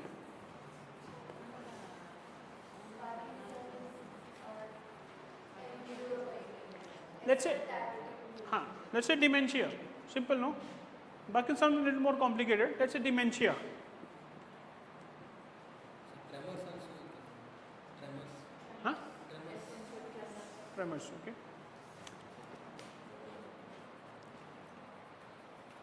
Well, let's first say dementia. What do we mean by dementia? The capacity of the brain is reducing. Okay. That means the neurons doesn't have enough mitochondria, or we don't have enough neurons. Both possibilities, either functional issue or degenerative issue where we lose the neurons, or functional issue means neurons don't have enough mitochondria to make enough energy. Correct? So my goal is to improve neuron health and to improve mitochondria in each neuron. Thereby my neurodegeneration will get better, or speed of the degeneration will get better, and I can retain my memory. So to improve the neuron health, what is that I have to do? Increase neuroplasticity. Okay. For that I have to give something which can increase BD, NF, brain derived neurotrophic growth factors. For that I can use lion's mane, I can use cerebrolysin, I can use plasmalogens, I can use vitamin C, okay, and to improve the mitochondria, same nutrition, same gut health, same detoxification. Basic will never change. Doesn't matter what are we trying to do. Okay. Now, see, glutamate is one of the excitatory neurotransmitter, tremor. Okay. There could be low vitamin B6 which can cause tremors. Okay. Now B6 low, you can supplement and jobs done. But if glutamate is high, which is causing tremors, same story. So ultimate diagnosis, what is the play beneath that, and you will again hit the gut part. That is why the first chapter we have discussed only gut. Whether we know the problem, we don't know the problem, you fix the gut, half of the problem is sorted anyway. We don't know mechanistically what is happening with the glutamate. I don't need to know. You fix the gut, essential tremors will get better. You fix the gut, dementia will get better. Okay. Make sense? See, neurologist will say, live with it. If dementia has come, learn how to live with it. We are not saying how to learn how to live with it. We are saying, let us fix it. Let us improve your brain capacity. So as holistic practitioners, holistic means one is looking at all systems together. How brain, immune, gut, liver are connected. How different systems of the body are connected. That is one holistic part of the medicine. And one holistic part of the medicine, using different pathies to help your patient. You can use homeo, you can use naturo, you can use allo, you can use nutraceuticals. You have to have an open mind. Wherever your patient needs and open for it, you do that. Our goal is to make the patient better. It's not what I want, it's my patients want is what I have to think about. My success as a practitioner is only to make my patient better. Then doesn't matter what it takes, what is my problem? Correct? That openness we know, that's all. See, today luckily you have information on the web, on the chat GPT. You just need to learn to assimilate that information. And you can turn yourself to any smartest doctor on the earth. And knowledge gap is there. Okay? So much knowledge gap is there that sometimes we wonder. We had a patient, 30 years old man, labeled with Alzheimer's. He was just forgetting things. Okay? Alzheimer's is a disease that happens in 60s or 70s when the degeneration happens. It was more of a functional issue, but manifesting like neurons are loosed. We nourished the body, symptom gotten better, the drugs gotten stopped, patient is happy, we are happy, no more Alzheimer's. There was never Alzheimer anyway, it's just a more functional issue. So as a doctor I could fix his so-called Alzheimer's, which was never there, but neurologists have labeled them as Alzheimer's. So that is a knowledge gap. Okay? Even though people may have big degrees, but knowledge gap is still there, which all of us can fix. We upgrade ourselves to that occasion. Let's Dhirubhai Ambani started the business when Nehru was not allowing the other businesses, but he could build such an empire because the gap was there. So for practitioners today, for us this is not a better time. People want wellness, people have money in their hand, people want more investigations. So it is up to us how much we can do for them.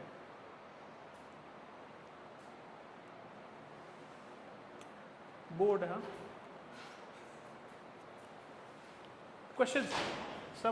We have 25 minutes. Questions, please. Anything, doesn't matter. Yes, please. Huh? Sorry? Oh, something that you want to know. Which is the last movie you saw? It's okay. See, no, we are not here to judge each other. We are here to support each other. Okay? So, when I was in my school, I never knew anything, but life will teach us. Okay? I'm 42 now, you are only 22. We have a lot of age gap, but start asking questions. Even the stupidest stuff doesn't matter. It's okay. Nothing to lose. What do you say? Hanji? Sorry? No to milk. Huh. Coconut milk, best one. Soya, lot of the soya is hybrid. If you get non-hybrid, non-GMO soya, yes. I think coconut milk is the best, I think.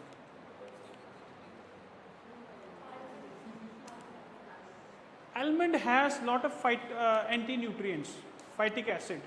Almonds can cause autoimmune problems. So not a good option.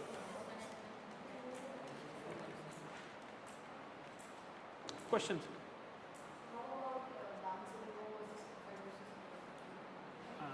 Very tough question. Well, I am not that smart, but I will try to attempt. Okay.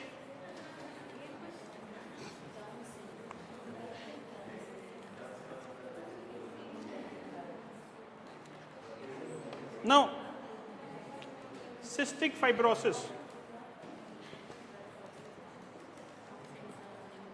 Now, what is happening in cystic fibrosis?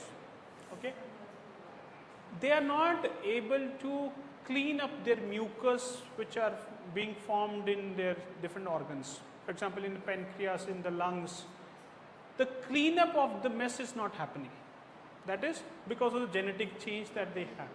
Now, they are predisposed to a problem, and this problem can be very, very painful. and eventually a lot of people leave early. Only option I can see and which can be potent is something called systemic enzyme therapy.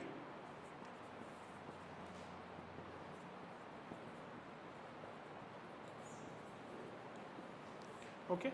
Now systemic enzyme therapy means one is enzyme you take for food digestion, or you take enzyme which can go to your blood on an empty stomach, which can open up the blockages this mucus is causing in this genetically modified people. Okay. So if you take enzymes systemically on empty stomach, nattokinase, ceratopeptidase, these two beautiful enzymes, you keep feeding your patients, they may have less complications of the problem. That's all we can do. But this can bring a lot of relief to their life. As they are, very, very painful thing. Now Down syndrome, nothing much we can do to change the genes, but can we improve the capabilities? Can we improve the brain function? Can we improve the capacity of the brain so they can live a life close to normal? Capacity building of the brain we can do. We may not change their features. They may still look like Down syndrome, but we can improve the capacity of the brain with a similar description, that improve the mitochondria, improve the neuroplasticity, capacity of the brain will get better. Possibly they can learn better, they can speak better, they can communicate better, they can understand better, and they can serve their life better in this society. But these are genetic problems, nothing much drastic we can do. Yes, questions? 20. Hanji? Hyperhidrosis, which means sweating. Excess sweating. You put that question in my chat, let me have a better answer for it. I don't have a better. A lot of people with chronic infections, they sweat a lot. Anybody with chronic infections, their sweating will be a lot. Their face sweating, the hand sweating. So infection is one driver of that, but there could be biochemical neurotransmitter change in them. I need to study that more. Dermatologist tell because of the glands, this one they get the. See, that's the beauty of the science, no? That's why glands become abnormal, because of that they get. There's more to it, for sure. It is not that superficial thing that. So a lot of people, they sweat when they walk a little bit. If you clean their infections, they will stop sweating too much. So infection raising their body temperature is one possibility that they may have, but I will still, I will need to go deep because I haven't treated these patients. Exactly. Neurotransmitter is another problem.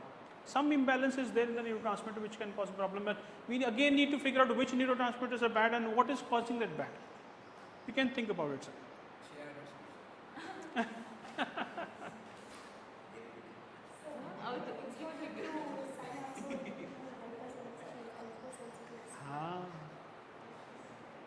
Okay, is sun bad or good? Is sun bad or good?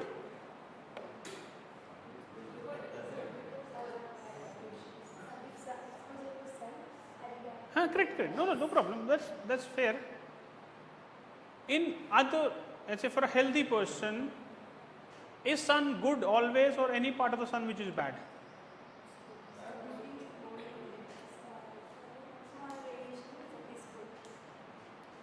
Okay.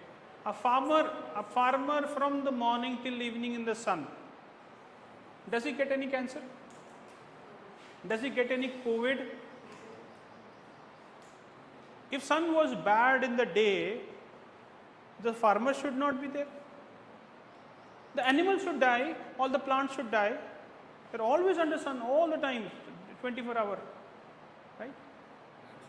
So first this misconception created by the dermatologist, the sun is bad, UV light is bad. You need vitamin D. Is any doubt that we don't need vitamin D? Vitamin D need UV radiation. Okay. Now, question is, why you get hypersensitivity when you get under sunlight. Okay. Now, sunlight is antimicrobial. Sunlight is antimicrobial. If your body has a fungal infection, sunlight will cause a damage to the fungus. This will kill the infection wall, and the waste will float in the blood. This will trigger histamine reaction and cause a skin irritation. Now, if you do antifungals for a month, your sensitivity to the sun will reduce drastically. Of course, we have to see till it is gone. Second is iodine. If you are low on iodine, then also you can react. So, slowly, gradually increase your iodine and your sensitivity to sun will get better. Sun is not bad, it is just our adaptation is bad. Then what's your note on the sunscreens? You have SPF 50 is best, So, somebody has to sell something, no? I am trying to sell you something. See, just think about logically. Africans are sitting in the sun, they don't have such an infrastructure that we have. There's no problem. Animals are under sun, no problem. They're not get. See, genetically, we are not very different from animals also. So somebody has to sell us something, and theories are, they can always publish a paper. I'm not saying everything is wrong. Some part of the story is right, but largely it's a fabricated story around it.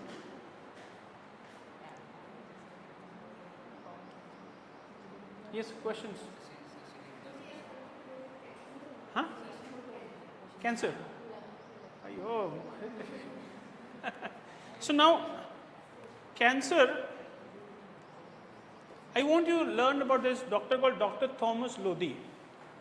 Dr. Thomas Lodhi is a US doctor based in Thailand now because he could not practice so much the way he wants in USA. USA don't allow anything beyond allopathy. If you are serious doctor, they will kill you or vanish, make you vanish. Okay. Now, Thomas Lodhi, his results, stage 4 cancers, 50% success rate. Stage 4 cancer, success means from cancer to no cancer, stage 4. Cancer to no cancer, not that I increase your survival by 2 years, which is, even if I don't do anything, it will be there. Okay. So, Thomas Lodhi is able to fix a lot of these cancers, and he is looking at two problems. Cancer, mitochondrial problem, poor metabolism in the cancer cells can increase the growth of the cancer cells. He calls cancer as chronically fermenting cells. Then poor immunity. A cancer stem cells will turn into cancer cells because immune system is not able to figure it out. So make the mitochondria better, make the immune system better, you may be able to beat down cancer. Nothing new, same stories, same nutrients, same infections, same toxins, same chelation, and he is able to fight it out. I haven't done a lot of cancer work, so I cannot say for myself, but Lodhi, very smart doctor. Okay. So any disease, same fundamental problems, they may turn into cancer, they may turn to autoimmunity, they may turn to diabetes, they may turn into skin problems, but the fundamental remains the same. Now this is at a physical level. A karmic structure, what is the problem? I don't know. Physical body and the non-physical body both together will give a human being, no, or any living being. Energy system issues may also be a problem, but we are largely working on the physical body. Okay, questions? Yeah. Alopecia. Now, what is alopecia?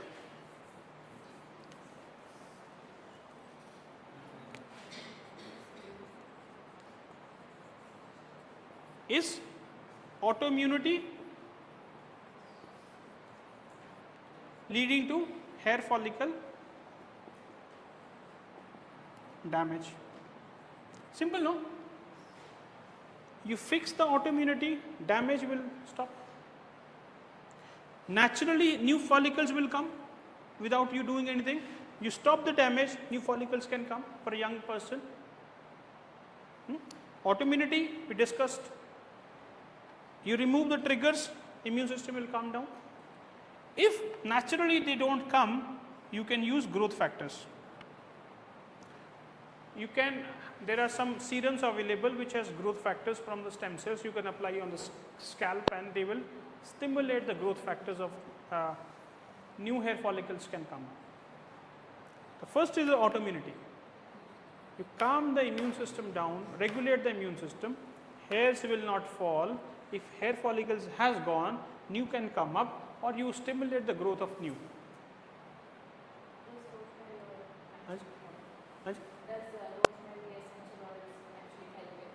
Which one? Rosemary. I don't know. It may help. See, if I don't know, doesn't mean it doesn't work. You can put it on to practice and do it.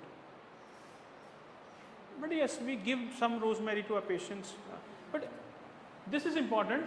Then I think rosemary may help with the growth. May help, yes. Tradition science is very strong. We may not have run a clinical trial for it, but through generations, if it is, the formulas are still working or people are still using the formulas, it must be working. Else we would have dropped and make something else.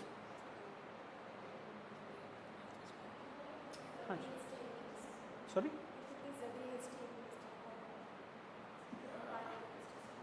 Well, you fix the hormones, so fix the liver. If liver is doing okay, it will eliminate unwanted hormones which are floating, which is again causing the DHT thingy and leading to this thing. So fix the liver. But you can test for that. If really a problem, lot of time people come, they take this antagonist of DHT and all that, but DHT may not be high enough to cause the problem. And we test. You can test and see if it is really a problem. But ultimately, if this is a problem, you have to fix the liver. Liver can clean unwanted hormones from the system.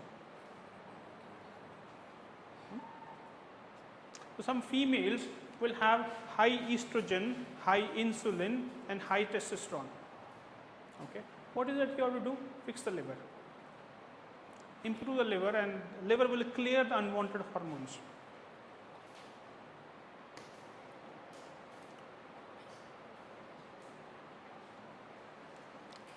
Questions?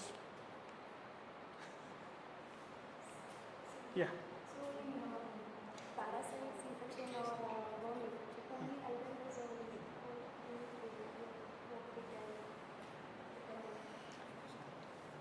I think this so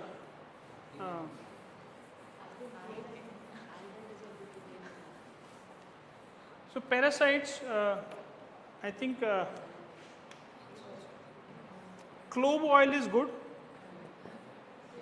neem is good, oregano is good, garlic is good.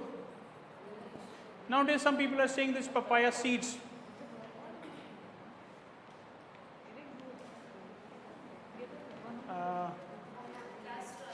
Castor oil.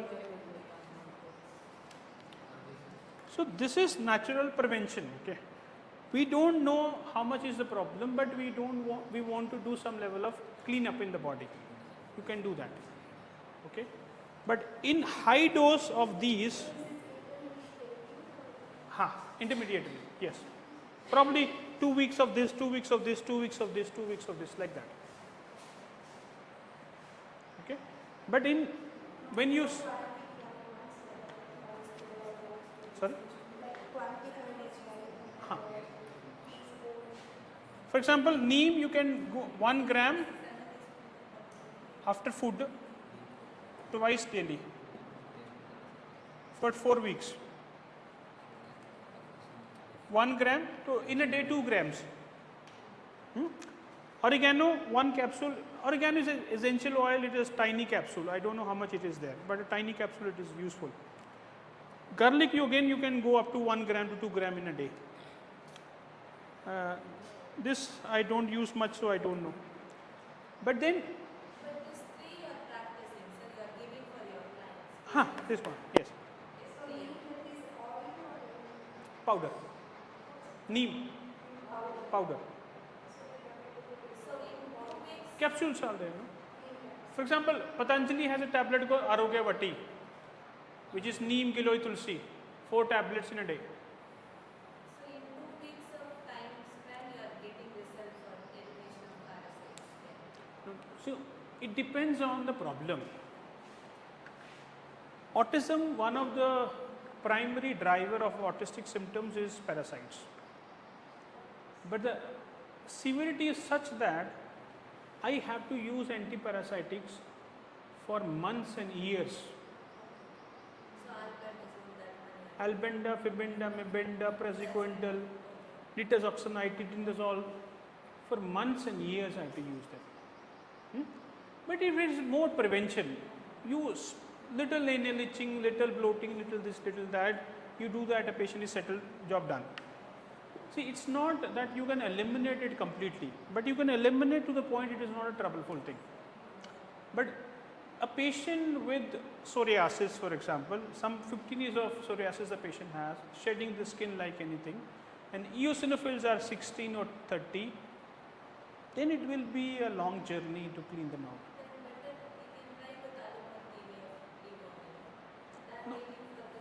Well, allopathy is more targeted, but you cannot use allopathy for 3 months continuously. That's what. I'm not telling 3 months. Huh. So we follow certain days of protocol in deworming. We first deworming, do it, and then we started using herbs to That's fine. cleanse it out. That's fine. So rather than we have to wait for this 2 weeks or 3 weeks time, right?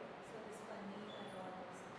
Yeah, yeah, So in fine. that case, we can use allopathy. So what albendazole for 7 days you do? No, we use 3 different medications. So first day we prescribe ivermectin. Huh. And depending on the body weight, we give the Huh. dosage. And second day, third day, fourth day, we use albendazole. And last 3 days, we use isoniazid. Okay, that's good. So this is the standard protocol. That's for fine. using first day. That's And fine. then we start giving our herbs. Huh. And That's fine. That we, like I said, you based on our practices, kind of patients, we can always adapt and see what is really working. So, absolutely good. Nitazoxanide is very good for the protozoa. that's what all combination we Huh. give and we Pretty much, yes. But then only thing is, you have done that, patient has not still recovered. Then you have to think again how much dosing and how much extension of the coverage you have to think about. So is there any way to take vitamin D? Way to take, it's fat soluble, so taking with fat is one thing, taking in the daytime. Which fat do you prefer? Huh? Is there any? Coconut oil, mix with coconut oil and take, or after meal, after lunch you can take it.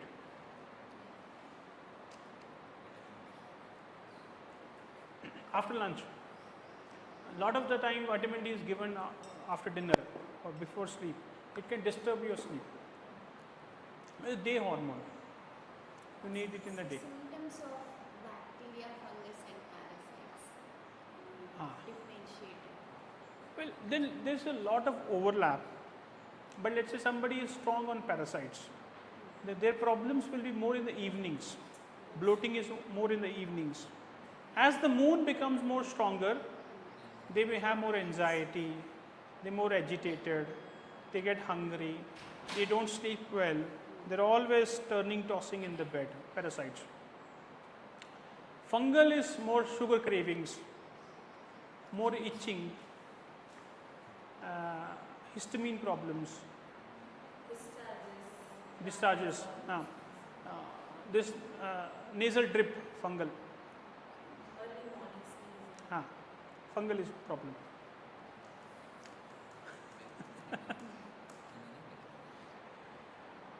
Well, bacteria, see, it's like parasites are the more toughest one, then come the fungus and the bacteria. If you've taken care of these, this will anyways be taken care. Generally, I don't use a lot of antibacterials.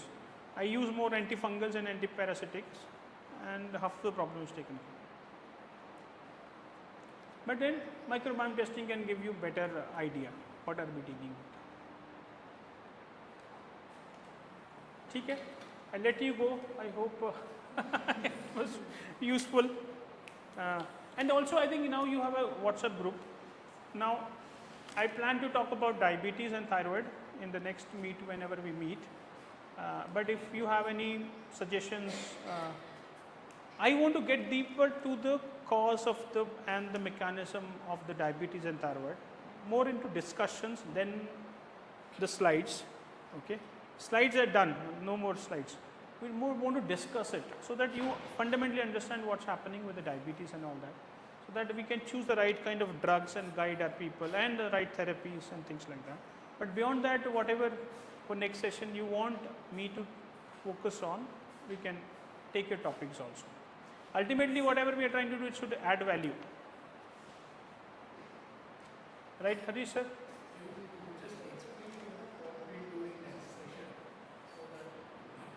So one is diabetes, one is thyroid. So we'll discuss more detail on thyroid, how to interpret somebody is really hypothyroid, not based on TSH. Okay, and what is causing hypothyroid, and what is we can do to help them. And similarly, what is diabetes, what is the mechanisms behind the diabetes, how do you differentiate of different diabetes, 2, type 2, type 1.5 and 1, and what are the different things you can do to help them. This is the broad topics for next whenever we meet, but what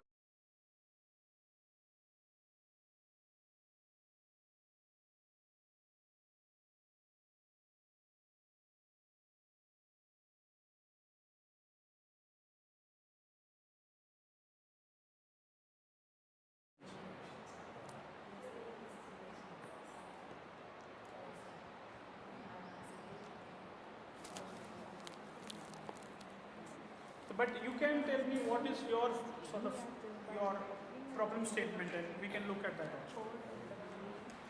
Thank you.